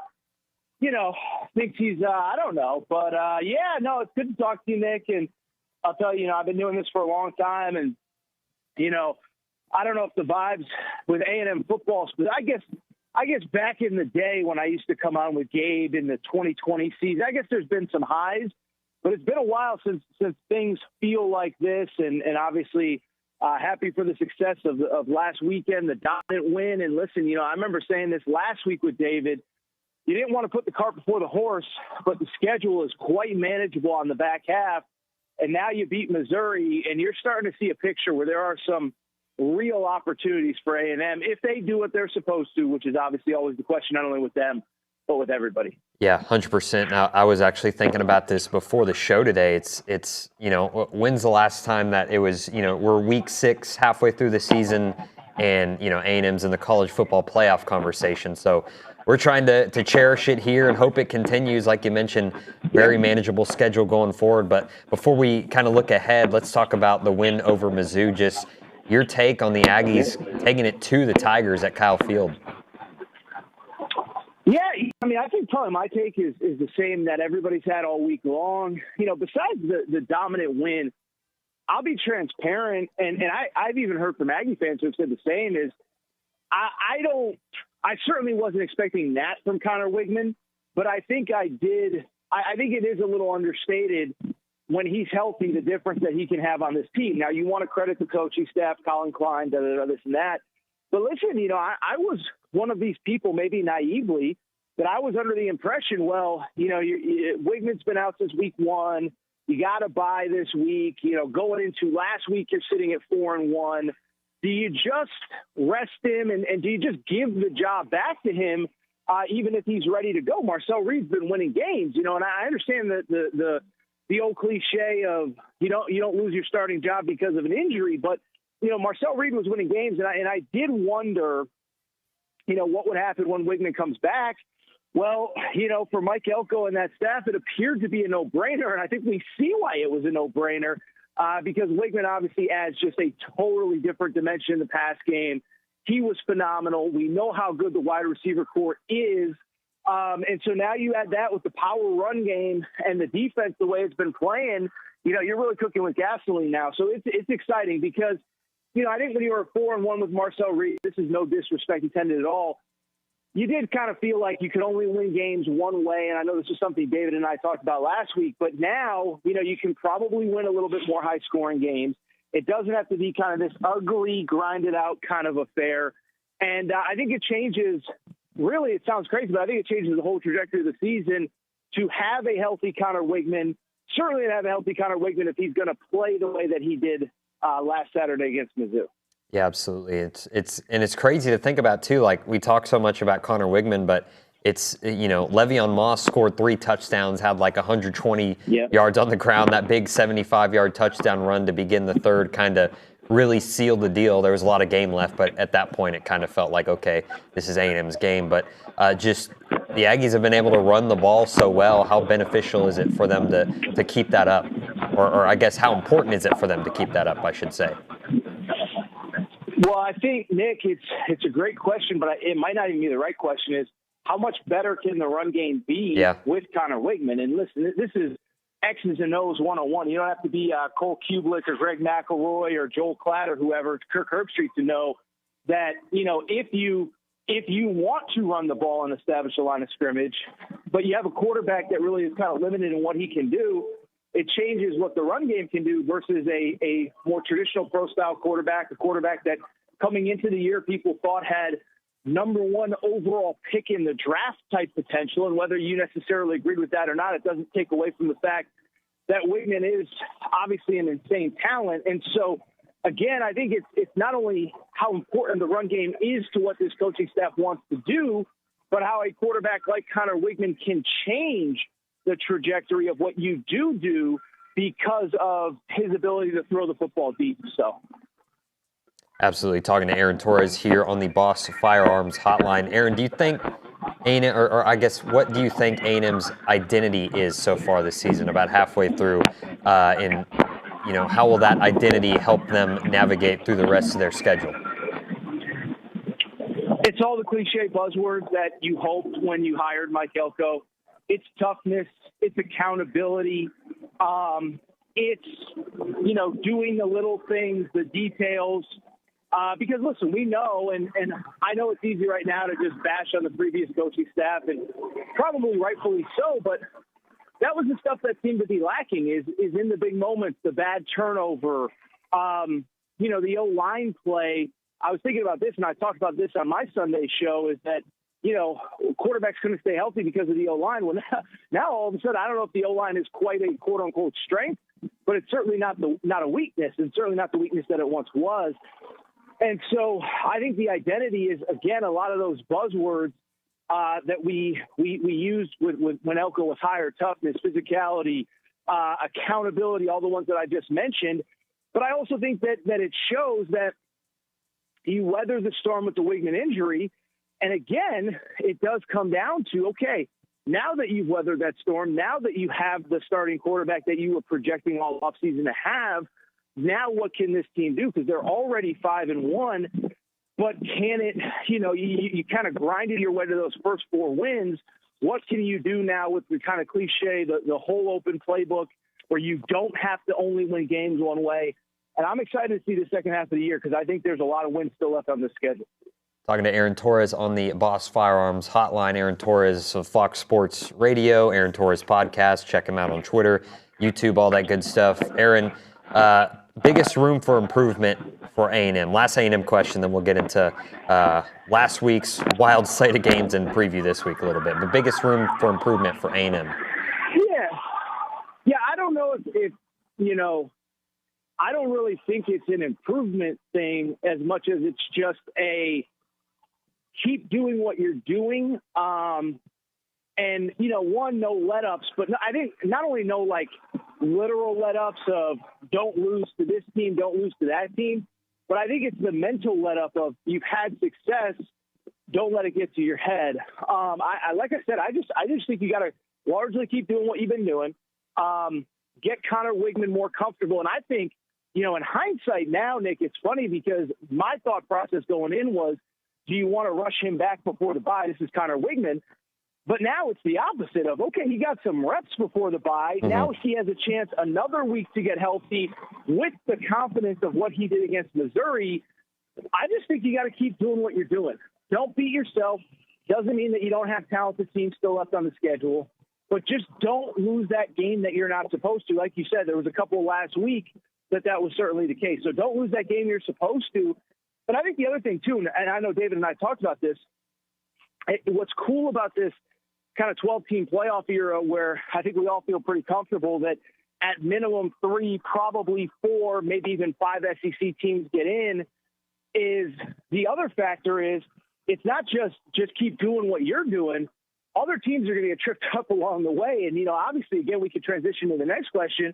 David and I last week were talking about Ole Miss losing to Kentucky like it was going to be the craziest result of the college football season. Then we obviously had the 2 top 5 upsets last Saturday, which opens up not only just the SEC picture, but really this 12-team playoff picture even more.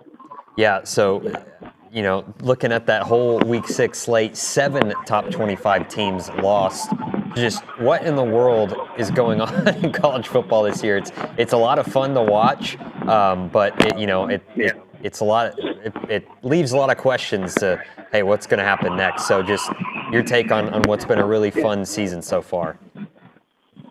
Yeah, I see a lot of people, it's who's good and it's so wide open and it's like 2007 all over again. What I really just think this is, I think this is just the byproduct of, we've been talking about the impact of, people talk a lot about NIL, but I think in this case specifically, I think it's the portal. And, listen, I was back on the East Coast this week. I had some meetings with some NIL people. And you talk to people around college athletics, like I know you do, Nick, like I know the whole Texas A&M staff does. Yeah, kids, every conversation has an NIL component to it. But at the end of the day, kids just want to play. And, I just think that, that third string guy at Georgia, that third string guy at Bama that was there 5-6 years ago, that guy's not on campus anymore. That third string guy at Georgia transferred to Vandy. Now all of a sudden he's balling out against Bama. You saw the Bama, not only the Vandy game, but the South Florida game.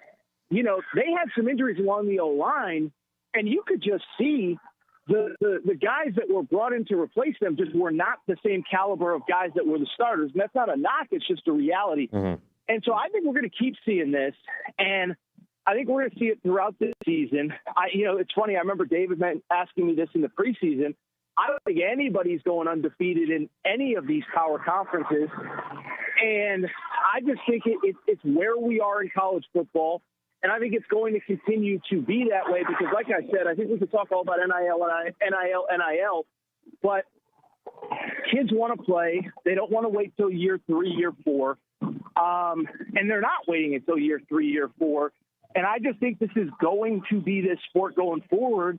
And I think it's going to be a lot of who is, and we've talked about this, but NFL style, who's playing well at the end of the year, who can avoid those big injuries, who gets the right schedule breaks at the right time. I think all these are going to be factors all season long into the postseason. Got about 45 seconds left, AT. Most intriguing Week 7 matchups for you? Well, I'll tell you, Oregon, Ohio State's the obvious one. But I'll tell you that LSU Ole Miss, obviously Ole Miss really can't afford a second loss this early in the season. Yeah. LSU counter that. I don't think LSU is good. Lost to a USC team that loss has not held up. Probably would have lost to South Carolina if Lenora Stellars doesn't get hurt. And then, oh, by the way, people forget, UCLA kind of came into Tiger Stadium and was the equal team to LSU. So, LSU's coming off of a bye, and LSU obviously has plenty of tough games ahead with, at A&M, Alabama at home. And so LSU's kind of in that seat of nobody's really talking about them. They don't have an SEC loss yet. They're actually in very good position. And if they win this game, they'll be in great shape. I'm not sold they will. But so for that reason, I am very, very, very intrigued by this game. By the way, Ole Miss has not had much success at Tiger Stadium. I think the last time they won is 2008. So that's the game that I'm fascinated by, even though obviously, understandably so, Oregon, Ohio State is getting more love, and Texas, Oklahoma as well getting more love on the national level. Absolutely. That's Aaron Torres of Fox Sports Radio and the Aaron Torres Pod. Check him out on Twitter at Aaron Torres. He's on YouTube as well. AT, thanks again for making some time for me. Nick, appreciate you, brother. Have a great weekend. We'll talk soon. Of course. That's AT on the Boss Firearms Hotline. Quick break and a short segment on the other side. You're listening to TexAgs Live here on The Zone.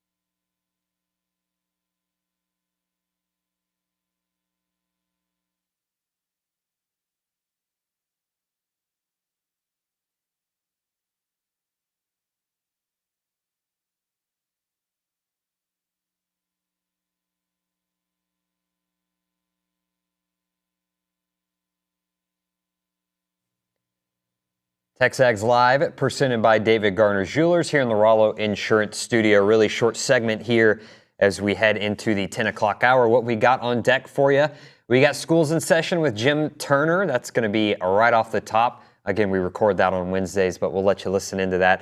Billy Liucci will call in at 10:20. We'll talk to him a little bit about the Week 7 slate of games. Again, lot to talk about, a lot of good games. Oregon, Ohio State, the Texas OU game. What else we got? LSU, Ole Miss, all kinds of good stuff. So we'll see what he's thinking for some of those games. 10:35, we'll talk to John Harris, and we'll end the day with that Double Dave's Pizza giveaway. So a lot of good stuff coming up in the 10 o'clock hour. Again, Nick Savage filling in for David Nuno, earning some well-earned bye-week rest. And we hope you come back for that 10 o'clock hour. Don't go anywhere. It's TexAgs Live, presented by David Garner's Jewelers.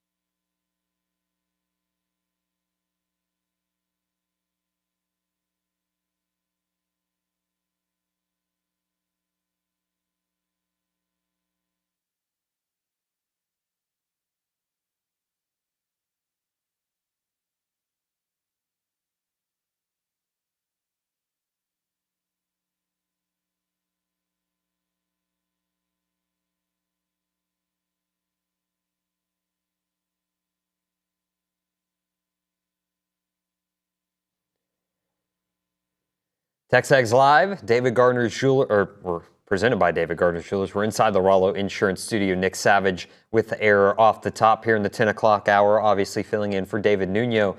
David is busy becoming a country boy, hunting, fishing, living every day with Steve Naegeli out there catching some big alligator gar yesterday at Lake Livingston. So glad David is enjoying his day off. Pretty sure he's wearing his Duck Camp gear, as we're about to hear from Jim Turner. That's presented by Duck Camp. Duck Camp gear is made for the people that live for the moments out there, where there are fish to catch, birds to hunt, time to kill, and football to watch. Check out the gear at duckcamp.com. Again, Jim Turner, he'll walk us through his install here in the part 1 of this series. You're going to get part 1 on TexAgs Live. Part 2 is over on texags.com. So again, if you want to get the film room, in-home visits, part 2 of Jim Turner, go over to texags.com, become a premium subscriber today. But here is Jim Turner taking us to school. School's in session here on TexAgs Live. Jim Turner in studio. This is presented by Duck Camp. Duck Camp gear is made for the people that live for the moments out there, where there are fish to catch, birds to hunt, time to kill, and football to watch. Check out the gear at duckcamp.com. Coach Turner, we love this series, and we're going to focus in on a quarterback that did really well in what A&M did to protect him. Yeah, so again, you know, my whole thing here is talking about the offensive line and how they fit into the scheme and all that. And obviously, right, looking at the game that the QB had Saturday against Missouri, he was lights out. Yeah. And he is lights out, so I'm not going to take that away from him. But he had a lot of time to throw that ball. And so I'm going to kind of just show you right now what the line's thinking, some of their mentality, some of their angles on how they get to where they're going blocking-wise in pass protection. I'll do a couple run plays too, but I'll pretty much just cement in on some of the pass plays. All right, I'm excited to learn. Take it away. Great. I'll let Coach Turner take over. So again, just like I said right here, right? So I'm gonna go. So this is just 6-man, 5-step straight drop back protection. And what I'm going to start is this, right? So just thinking from a line standpoint, right? So just for your general knowledge, right? When you're in the run game, right, you have no choice but to block fronts. Okay, so whatever's in front of you, it doesn't matter what the position of the player is. Obviously, you have to block the player. So if they walk up a safety on the edge and I'm the right tackle right now, we run zone to the right, and I'm the last blocker, and he comes off the edge, I have to block him, right? So that's just blocking the front, okay? And now in pass protection, it's different. Okay, so in pass protection, we want to block the line on the best pass rushers, and we want to put the back or the tight end, if it's 7-man protection, on the smaller players, of course. We never want to give the back or the tight end Von Miller or any rusher like that, of course. We want to make sure that we're blocking people. So that's the big picture for you, okay, as far as when we're protecting, right? So I just want you to think about this, right? So when you're in a pocket protection, and that's the other reason I'm talking about this, because obviously, right, Wigman's a quarterback, okay, and he's going to do plenty of drop-back pass in every one of these games coming down the road, okay? That is a theme for them, obviously, right? So the thing you have to think about is this. For the centers and guards right here, you have about 1.5 yards to work, okay? So that means this, right? So if the ball gets snapped right now and I'm playing center or guard, okay, I have about 1.5 yards right now, okay, to work with the quarterback, okay? I have about that much space, so you can see right here. If I'm playing tackle, okay, I can work all the way back to the opposite goal line. I can go as far back as I want, okay, but I can only come in one body length. I can only step in one body length, all right, for it to be a real good pocket, okay? So, again, I'm going to show you that here in a second. So let me just show you the first clip right here, right? So I'll just teach it to you. I want you to think this, too, so I'll just kind of do two things right here, right? Let's just talk about, okay, possible rush people, because I'm going to end, okay, with one of the plays against Missouri where they had 7 all up, okay, and how you go about blocking that, okay? So this is a 4-down front right here, okay? So one of the big things in protection is, and so this will become a bigger deal as we go this season, because they're not going to let Wigman just stand in there and throw the ball. They're going to come after him, okay? So that being said, okay, when you come up to the line of scrimmage right now, you ask yourself as a quarterback and as a center, where are the possible rush people? Okay, so if you have 2 receivers out there, right, obviously that person's not a rush person, that person's not a rush person. Okay, but they have 2 people out there, okay, to cover that. Okay, now, to cover an underneath thing in here, right, is he a rush person? Yes. Is he coming, do you think? Probably not. He can come, but probably not. Why? Because they need an underneath player to get out there and cover, okay? And so he's probably not coming, but he can. Okay, and then where are your real rush players? Okay, you got a low player right here. Okay, you got a corner right here or a nickel. All right, so the bottom line is this. He's a possible rush, possible rush, possible rush. Right, so when you set the protection right now, right, that's where you want to start it. So right now, like you'd be in 2 jet right here, so the back would be there. Now the line, right, they'll go like this. This is the man side, this is the slide side. They would start the point right there, okay, and then they would slide out to this point and to that player right there. Okay, and then if you're the running back right now, right, you'd be checking that player. And then the only time, if that player didn't come, now your eyeballs go right back to that player right there, because you know right now for the line, when they check him, if he doesn't come, they're going to bail. Okay, and you got 1, 2, 3 players. They're going to end up on 1, 2. And if he came, they'll slide out to him. Okay, they'll be 3 for 3, which means if that player came on the back, okay, I know right now, as soon as he comes, now I got to be the player to block 4 off a side if they did bring that player as well.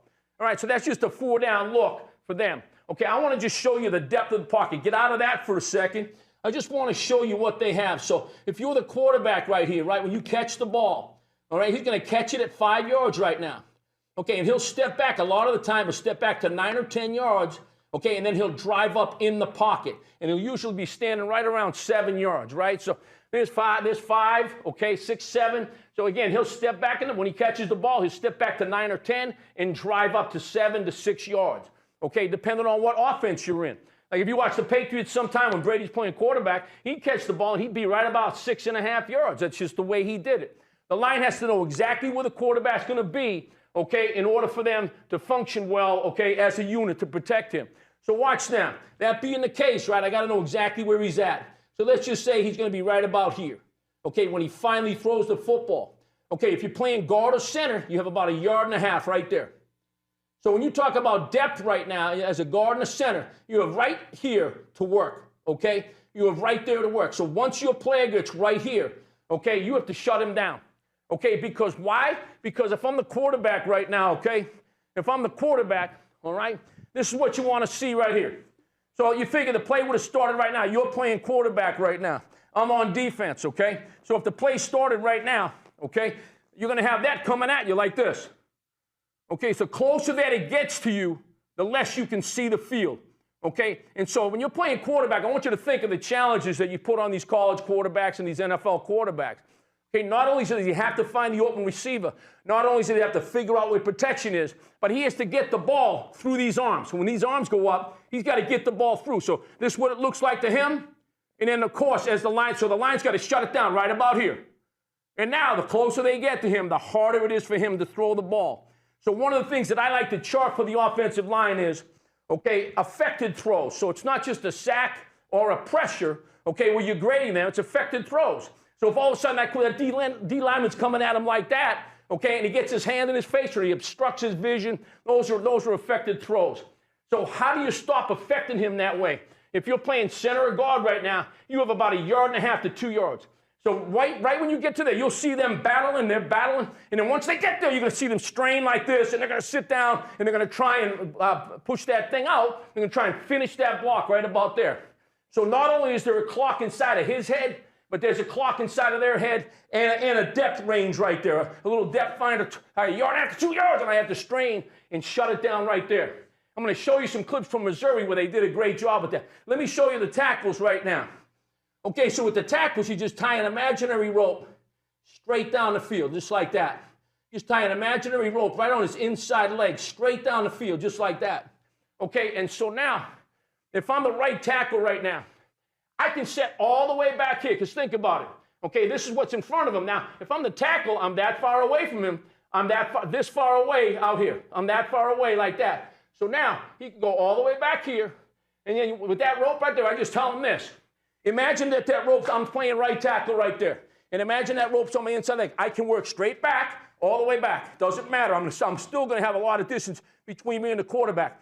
But once my outside leg hits that line, so once his outside right leg hits that line, so once at some point that player's going to break at the quarterback. And when he does, I'm going to be strained. And once my outside foot hits that line, I have to strain him at that time and make that block. And then when that happens, that's where you say you get your pocket, right? So if he does a good job of that, he'll be able to come in here a little bit, but there's your pocket there. Same thing with him. There's your pocket there. And now inside, your pocket starts in here.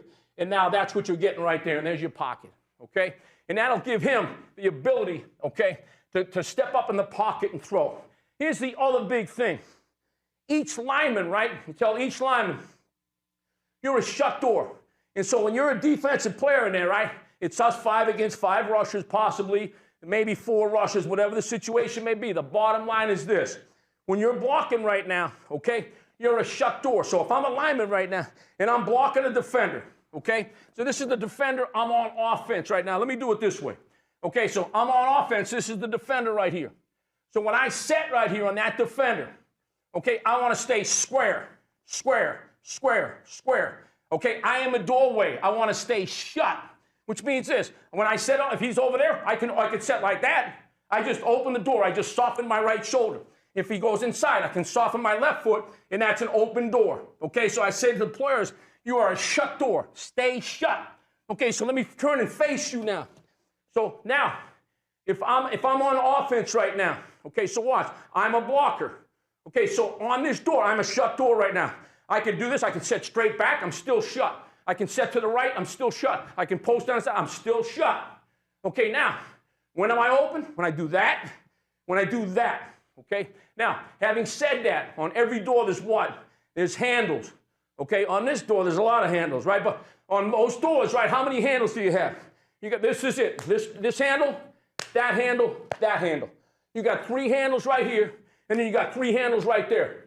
Okay, so there's 6 possible things that he can grab on my body. And if he gets it, he's going to try and open the door. If he gets my wrist, he's going to try and open it. Or he can blow my shoulder up and he can open it. So there's those different pieces of my body that he's trying to get a hold of. The other thing he can do is just this, and most of them will do this early in the game. I'm shut. He's like, okay, Mr. Shut. Okay, I'm going to just run you over. So I'm going to pull out a bunker buster in the Marine Corps, and I'm going to blast a hole in it. He's just going to try and blast you, okay? And if he can do that early in the game, then it's going to be a long day for you because he's going to keep doing it, obviously. And then the other thing they can do is they can try and beat you with speed, right? So they can just try and run the hump and beat you with speed and see if they can't get on the edge like a Von Miller. So this is what I say to the tackles. For the tackles, yes, okay, I'm a shut door, I'm a shut door. And then when Von Miller lines up way outside, okay, you can only stay shut when it makes sense. So if Von Miller lines up way out there, I call that going through the window. And if he's going to try and go through the window, I'm going to set off the ball square. And when I set square, once he gets on my hip and I know he's going through the window, I have to change my theory now. I have to pivot off my inside foot, and I have to go and turn and block the back of his pads. It's the only shot you have at blocking a player like that. But it could be any player, right? Like, they can line up any player on any team, and he can become a speed rusher, and that's what they're going to try to do to you. Okay, so now that just gives you a good indication right there. Again, right, so when it goes to grabbing hands and stuff. So as I'm punching all of these things that I do to him, okay, when I throw my hands, okay, bam, everything I do, I'm going to punch him when I know I can, just like a boxer. I'm not going to throw a punch if he's way over there. I'm not going to throw a punch. I'm going to be off balance. So it's the timing of the punch. So it really comes down to the set, stay square, stay shut. I mirror that player, stay directly between him and the quarterback. And when if I do a good job, he's going to have to go straight through me. I'm going to throw my punches and keep him out of there, of course. All right, and that's the game, okay, in the trenches. All right, so now, having said that, okay, here's a look at it right here, right? So this would be 2-jet, 6-man, 5-step, straight drop-back protection. Let me go to the next one, okay? So this will show you right here. Right, so here you go. You get hit. Now you got, watch this now. So you got a man side and a slide side on every protection. So watch now. Here you go. I'm going to show you right here. All right. So let's just look at it right there. Okay. So now, on this protection right here, right, this would be 3-jet. Okay, so the back is here. It's 4 down front. So remember, it always adds up to 5. So the 5 linemen, they block 1, 2, 3, 4. And we call that player out right there. So if he comes, we're all done. Okay, so this is the man side. Once we say 3-jet, he calls a Ringo slide. Any R word, Ringo slide to you. So if you hear it on TV and it's an R word, he's sliding to the right. That means he's on the man side, he's on the man side. Okay, the slide goes to that player right there. So this is how the line thinks. He knows right now, when he calls him out, Ringo to him. 4 down, Ringo to him. The back has +1 from the point. And he also has the cross key all the way back here in case they bring the free safety and they bring 4 off a side. Okay, so, but if I'm the back, when do I even concern myself with that? When the safety's low. The safety has to be low in order for me to even worry about it. Okay, so that being said, and now for the line, so if I'm the back right now, I check my initial, and then I have to peek that player. If he comes, I know the line's going to get eaten up. And then if another player come out here, now I would have to come back and block that player. But if he doesn't come and they bring another player back here, I know the line's going to slide all the way out to that. And like I said last week, that's when we call a short. All right, so that would be a short. And that's just the technique. So from Eric right now for the center, he would come out and go like this. 4 down. He would go Ringo to 42 right here. And so now he can 4 down. We got the 4 down. We're going Ringo to 42. They're going to sort all the way to the sideline right now. We can pick up anything there. The back's going to be there. This is the man side. This is the slide side. So watch. If you're on the man side, okay, I have that player. So I love to put it this way. I have that player until the world ends, or I physically get knocked off, right? Because if the world ends, right, nobody's going to be blocking anybody because everybody will be dead, right? So until that time, you have that player. Until that time, you have that player.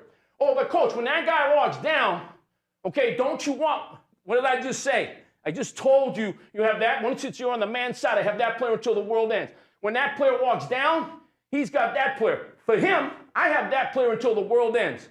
Or I physically get knocked off. And that's the way it goes. So if I'm Eric right now, oh, he walked, oh, I got to take, no. You stay with the count, We're going 4 down. We're in a Ringo slide. You're on him. And you're going to see that's how they're going to block this right here. Right, and so this is the stuff right here. So I guarantee you, right, you can see the back right here. This is the slide side to the right, okay, with Eric and Lanfear right there. All right, but this is the stuff that they're going to do a lot of right now. Teams are going to come after them, of course. So that's just the double inside pressure right there, okay, with the 2 backers coming down inside. Okay, and just remember, right, so you have the man side, you have the slide side. Every single lineman, okay, all right, when I block, I want to stay square. I want to keep the door shut for as long as I can. Now remember this, so if you're watching the tape, right, and you're actually listening to some of the stuff that I say and you're looking at the lineman, or just remember this, like it's like anything, right? It's like when you go out at nighttime and you put a nice tie on and a suit jacket and all that. Okay, at the beginning of the night, you look really sharp. Most of you do. Okay, and so as the night goes, right, so you're dancing a little bit, you start to sweat a little bit, you eat a hot dog, the hot dog burst, and you got some jelly, and you got some ketchup on there. I don't put jelly on my hot dog, it's screwed up. So I got some ketchup, right, I got a little bit of mustard there by the end of the night. It's always going to get worse, right? So for those linemen, as they're doing their blocks and all that other business, right, when they're doing it, okay, when they're doing it, at the end, it's all about the finish. It's not going to be shut at the end. It's about your strain at the end, because that player's going to strain right at the end. Right when they get close to Wakeman, they're going to be straining extra heavy as a defensive lineman for you. Okay, that's when you got to finish the block, and that's what you see our players doing right now. And that's why you really got to be impressed with how we're playing up front for the Aggies right now. All right, that's a pretty good look at what I wanted you to see protection-wise right now. I just want you to get a feel for what those linemen are doing, what type of depth they have, what type of width they have in the pocket, and just what they're doing to try and protect that player. Great stuff. We're going to continue it on TexAgs.com on the premium boards. You do not want to miss this coming up on TexAgs.com. That was Jim Turner with David Nuno again taking us to school. That guy is level 11 all the time, and we love it. So awesome to see. We're going to break here. On the other side, we're going to hear from Billy Liucci. He's going to call in, and again, we're going to talk about that Week 7 slate of games. Really good games to talk about all across the SEC and the country. So keep it right here. You're listening to TexAgs Live right here on The Zone.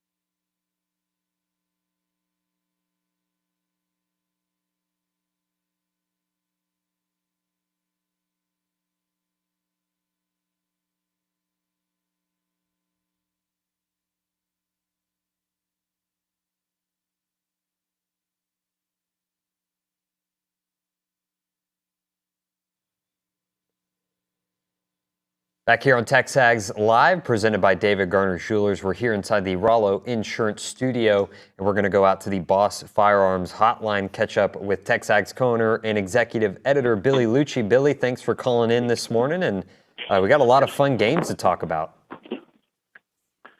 A ton of them, man. I've got to get my picks in, but I guess we won't waste time with the actual picks. I'll do those when we break from this segment and while I'm listening to you and John Harris. But yeah, I mean, what a slate of games. I don't know why I'm not in Eugene, Oregon. I was incredibly close to going to Oregon, Ohio State. A couple former Aggie staffers up there, but man, that 4.5-hour flight or travel day sounded like a beatdown on the bye week. So I think what we might do is make the 2.5-hour drive to Dallas. I'm going to make that decision today. Got an opportunity to go to the Red River shootout, as I always called it. I don't know what politically correct takeover happened there. I think it might be the rivalry now. I call it the shootout. But planning right now, thinking I'm going to go to that just because, honestly, I've never been. Wow. And there's been times where the Aggies have not. There's been more A&M bye weeks on this weekend than you'd think, but I've just never gone to the game. So if I can stomach watching the Horns win by about 17 to 24 points, I'll probably go, but we'll see. Yeah. Here's the other thing, Nick. It's such a good day of football. It's hard to be somewhere where you can't watch all the games, although most of them are not during that window. They're mostly all at night. Yeah. Yeah, I guess we'll start with that Red River rivalry shootout, whatever you want to call it. I agree with you, Billy. Like that, what's the whole Oklahoma wide receiver room basically out? It just feels like a beatdown coming in, everyone getting behind, the Longhorns a little bit more and saying, well, they deserve that #1 ranking. So I guess you kind of see that the same way I do. Texas is going to take it to the Sooners. Yeah, I mean, I'd have to look at the spread that we're picking off of. But, yeah, I mean, I think Texas takes it to them pretty damn good. Ewers is coming back. I'm not worried about a hangover there. Thanks maybe in large parts of that bye week they had for him to get ready. I think, Texas should have something to prove after what happened last year. Oklahoma, I've never seen so many injuries or whatever's going on at that wide receiver position is insane. I mean, that could completely change up their offense, but I also think, I know there are exceptions to every rule, but I don't think you ever want to go into a rivalry game with a true freshman at quarterback that's never played the game. You can tell me all this, that he grew up, his dad played there, and he grew up watching it, but a true freshman quarterback going up against a veteran defense in that setting without his weapons at receiver, I think Texas is going to get a lot of credit for beating a team that was, probably a few yards away from going down 28-10 at Auburn a couple weeks ago. Like they were dead to rights against an Auburn team that hasn't figured it out yet at all, and they were close to being run out of the Jordan-Hare Stadium. And that's the team that Texas is playing Saturday. They're not playing Lincoln Riley, Kyler Murray, Baker Mayfield, Bob Stoops, Sam Bradford, Josh Heupel, Quentin Griffin, Adrian Peterson, Tommy Harris, Roy Williams. Like, that's not what they're playing. But they're going to be 6 games in or whatever it is, and they're going to have beaten Michigan and Oklahoma. I can say as an Aggie fan, that sounds really damn cool. It'd be like beating Ohio State and, Nebraska early in your season, just to have those historic programs as skins on your wall. They're going to get a lot more credit than they should, but that's okay because they're either going to win or lose to Georgia next week, and whatever praise or second guessing they get will be deserved. So it's not a big deal. I think Texas rolls them. Absolutely. Let's talk about probably the biggest game of the week. Like you mentioned, you're almost on your way up there, but number 3, Oregon hosting number 2, Ohio State. First Big Ten matchup there between those two. To me, Billy, I honestly think Ohio State goes up there and rolls Oregon. I don't think that game's going to be particularly close. I think Ohio State deserves that number 2 ranking, and they're going to prove it this weekend. But, they're a 3-point favorite over the Ducks. So how do you see this one playing out? That is such a hard place for Ohio State to go play a conference game. It's insane. That's got to be worth several points. Several points. I haven't watched enough of Ohio, I'll be honest with you, of all the highly ranked teams, including the non-SEC teams. Miami being up there, not really Clemson yet, but Oregon even. I just have not seen much of Ohio State because of when their games have been played. I followed the scores. I know the process they've had to go pull away and beat these teams. But, yeah, Oregon has had some close games. They seem to be putting it together some. I do like Ohio State in this one. I like Ohio State to win close, though. So I'm going to struggle. I guess with a 3-point, I'll pick them. But that's going to be I think that's going to be the game of the weekend, honestly. Okay. I think this next one's going to be the most entertaining game for me, at least. Ole Miss going to Baton Rouge. I kind of told SEC Mike earlier, this feels like a must-win for Lane Kiffin. He's going on the road, got to pick up a big win there. Ole Miss favored by 3.5 in that one. Can Jackson Dart, Lane Kiffin, can they pull that off on the road? Hang on. You said entertaining. I said I thought Ohio State Oregon would be the best game. You said entertaining. Okay. Hell yeah, that's going to be the most entertaining. Lane Kiffin, Brian Kelly, Ole Miss, LSU, Death Valley, Nussmeier versus Jackson Dart. Yeah, that's the most entertaining. I haven't read any updates. I'll need to before picking this on Trey Harris, who was injured, in their last week against South Carolina or prior and was limited against South Carolina. So, man, it was the most entertaining game of the year last year when those two shot it out in Oxford. This is a tough one to call. I think Ole Miss wins it because they have defense. And we almost never say this. And when is the last time you said that in an LSU Ole Miss game? It's always LSU that's got the defense. I feel like these two have passed like ships in the night. This is not national championship roster LSU type stuff Ole Miss has got. But they're the team with the better players on defense. They're the team with the better defense. I think they've got the better defensive coordinator in Golding. And, I like Ole Miss to go in there and win. Talking to Billy Liucci here on the Boss Firearms Hotline. Billy, let's touch on one or two more games, and I'll let you go here.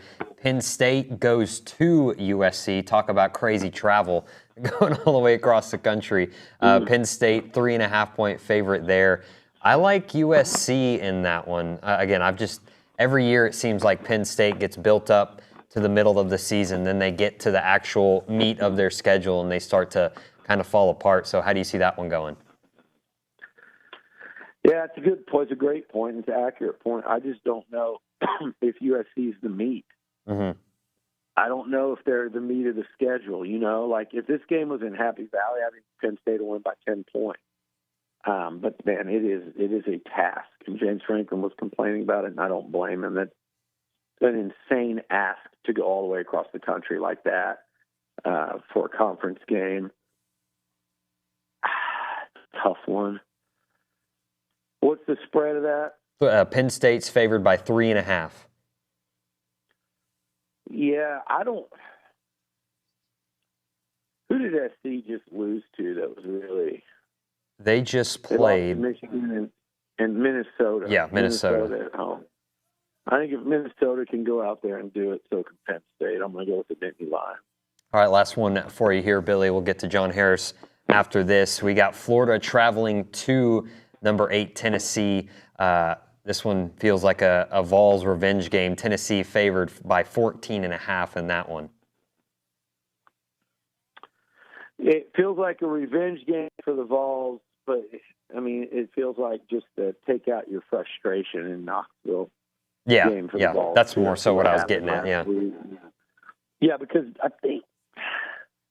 don't remember who won out of Tennessee and Florida last year. Might have been the Gators might have got them again last year too. I don't remember, but either way, Yeah, in Florida Knoxville- beat them 29-16 last year. Oh yeah, that's right. Because Mertz, that was like they came out and you're like, oh wait. I like Tennessee to win that game. I don't know about covering though. I mean, with my pick, I might pick Florida to cover that big spread, but I do think Tennessee wins at home. I think they take out a little frustration for not only last weekend but last year. Awesome. That is Billy Liucci on the Boss Firearms Hotline. Billy, if you go up to Dallas, enjoy it. Looking forward to hearing all about it on Monday. All right, buddy. Good job, Nick. Thank you. That's Billy Liucci there on the hotline. We'll hit a quick break here. On the other side, we'll talk to John Harris, get his thoughts on the Aggies win, talk a little Texans as well to close out the Friday edition of TexAgs Live. So don't go anywhere. You're listening to TexAgs Live on The Zone.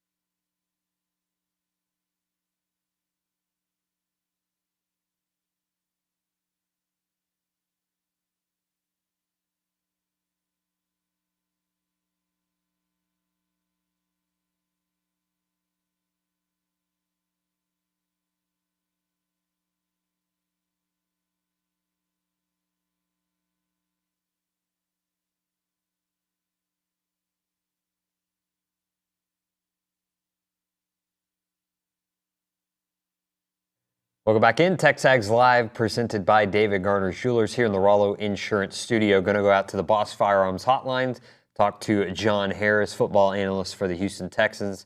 John, sorry, went a little long there with Billy Liucci, but how you doing, man? Good to talk to you. Thanks for making time for me on a Friday.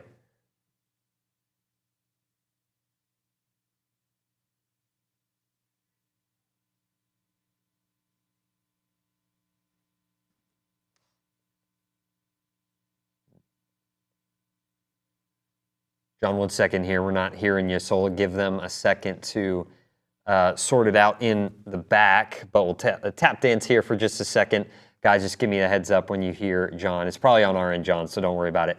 Got any texts over there at the News and Social Center, McKinley? Actually, just thanks and gig 'em. Thanks and gig 'em from Roger. And Rose Hill. Yeah, appreciate it, Roger. John, we'll try it one more time, and if we can't hear you, we'll give you a quick call, all right? So can you hear me now? Can we try it out? No? Well, yeah, we can't hear you, so we'll just give you a quick call. Sorry about that, John. We'll give you a quick phone call there over at KZNE. But again, we'll hear from John Harris in just 1 second. Apologize for the technical difficulties there on the hotline. But again, we'll talk to John about the Aggies' win over Mizzou. You know, I know he had some thoughts about that. And I really want to talk to him about the Texans more so than anything because they've been really fun to watch. McKinley, you were kind of talking to me about Love the Texans. Yeah, you got to go watch them play a few times last year. Last year. I think I'm going this year to the Miami game. That would be a lot of fun. In December, yeah. I love the Texans. I love C.J. Stroud. Stephon Diggs, Nico Collins, but he's hurt. Nico's hurt. We'll ask, what kind of impact that's going to have on the Texans as we have John Harris on line one. Kate, are you ready to put him on air for me?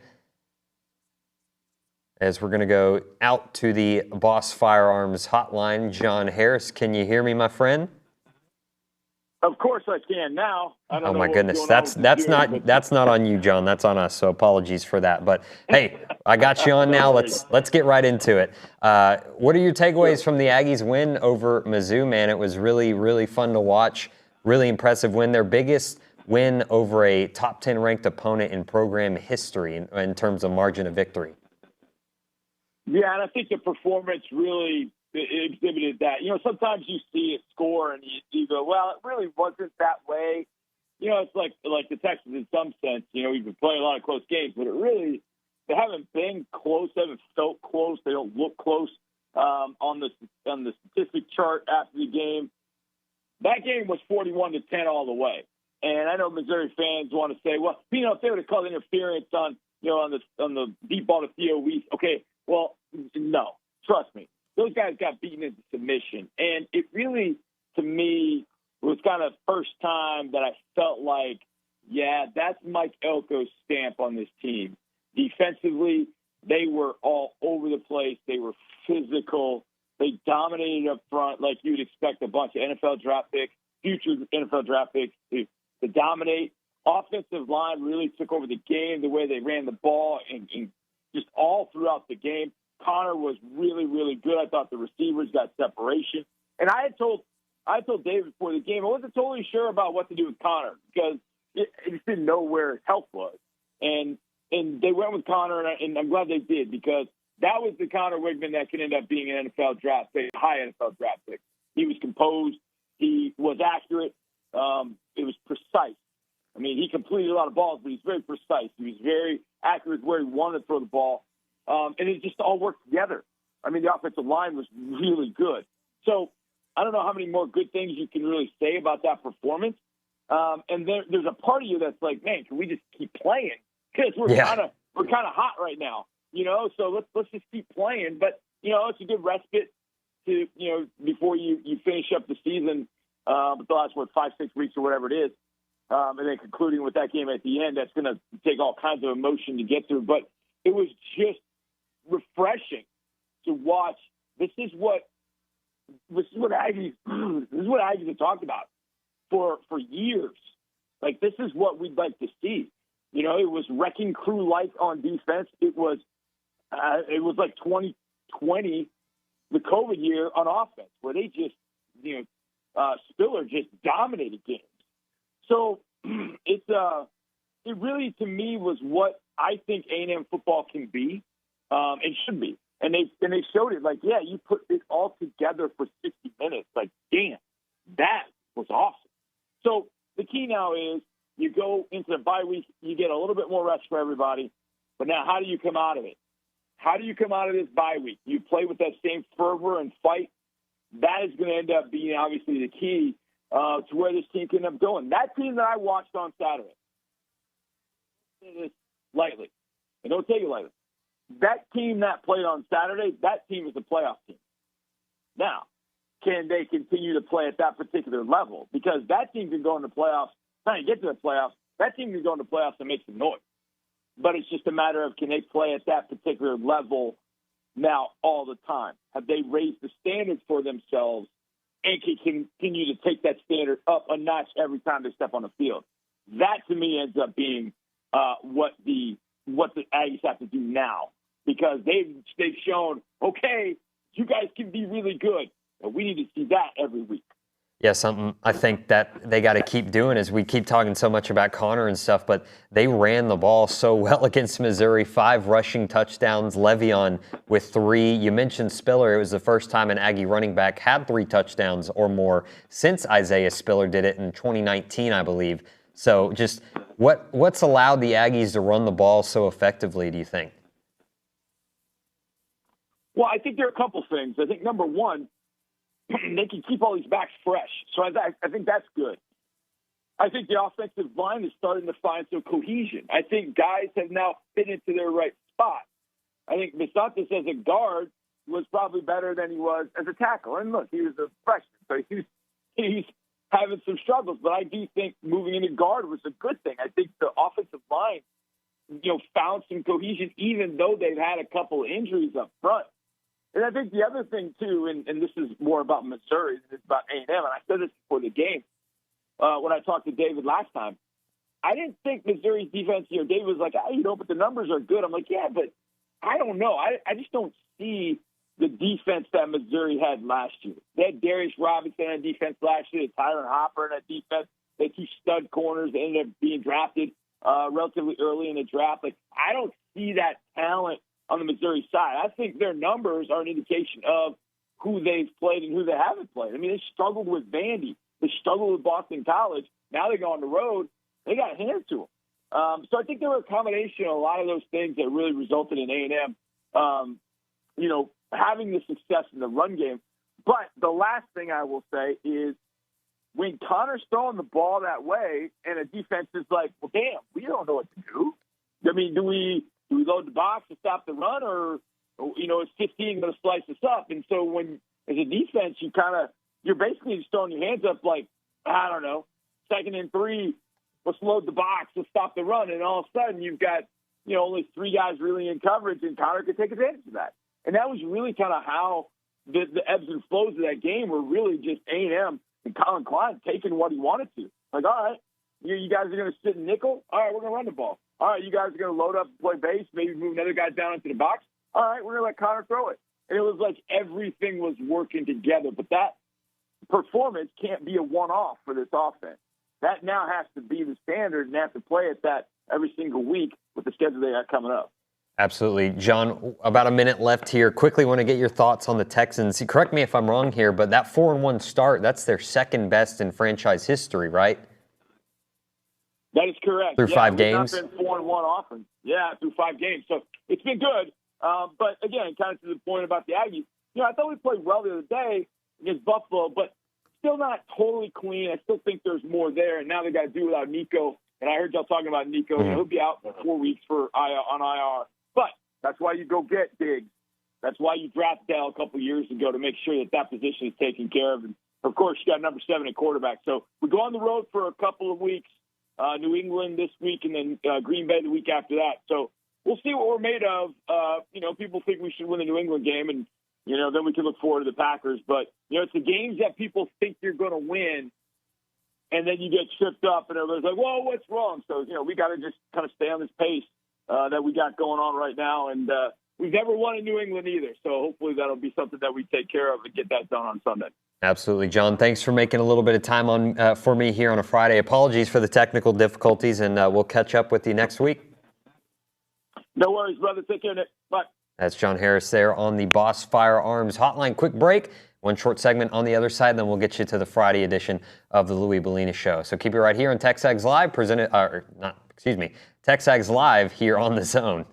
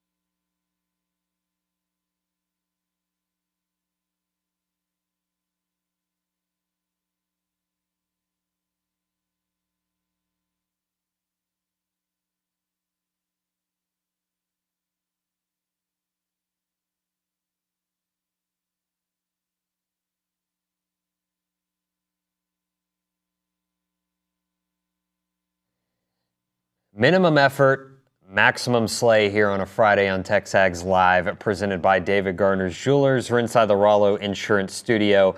Shout out to the crew in the back for helping me out. Zoe Kelton, assistant director, Matthew Dawson, Jackson Oxney, our producers in the back row, pumping out social content and content for TexAgs.com. So be sure to go check that out. Kay Naegeli, I don't know, making plans to go to Northgate or something afterwards. Richard Zane, of course, overseeing the whole operation. Make sure that we don't burn it down the place. McKinley Polanski was in the Angry Elephant News and Social Center for us today. McKinley, final thoughts here on a Friday?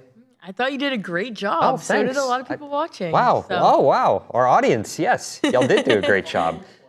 The what? All 12 of y'all. Thank you. Yeah, I appreciate all 12 of y'all listening in and watching on YouTube, TexAgs.com, the TexAgs Roku app, the Apple TV app now. Go get that. Wow. On the app. Bam. All that fun stuff. So we'll call it there, as we're all hyped up on Mountain Dew right now. So we'll send it into the weekend, into the Louis Bellina show. He's on the other side of this next break. So keep it right here on the Zone 1150 and 93.7 FM. We'll catch you on Monday.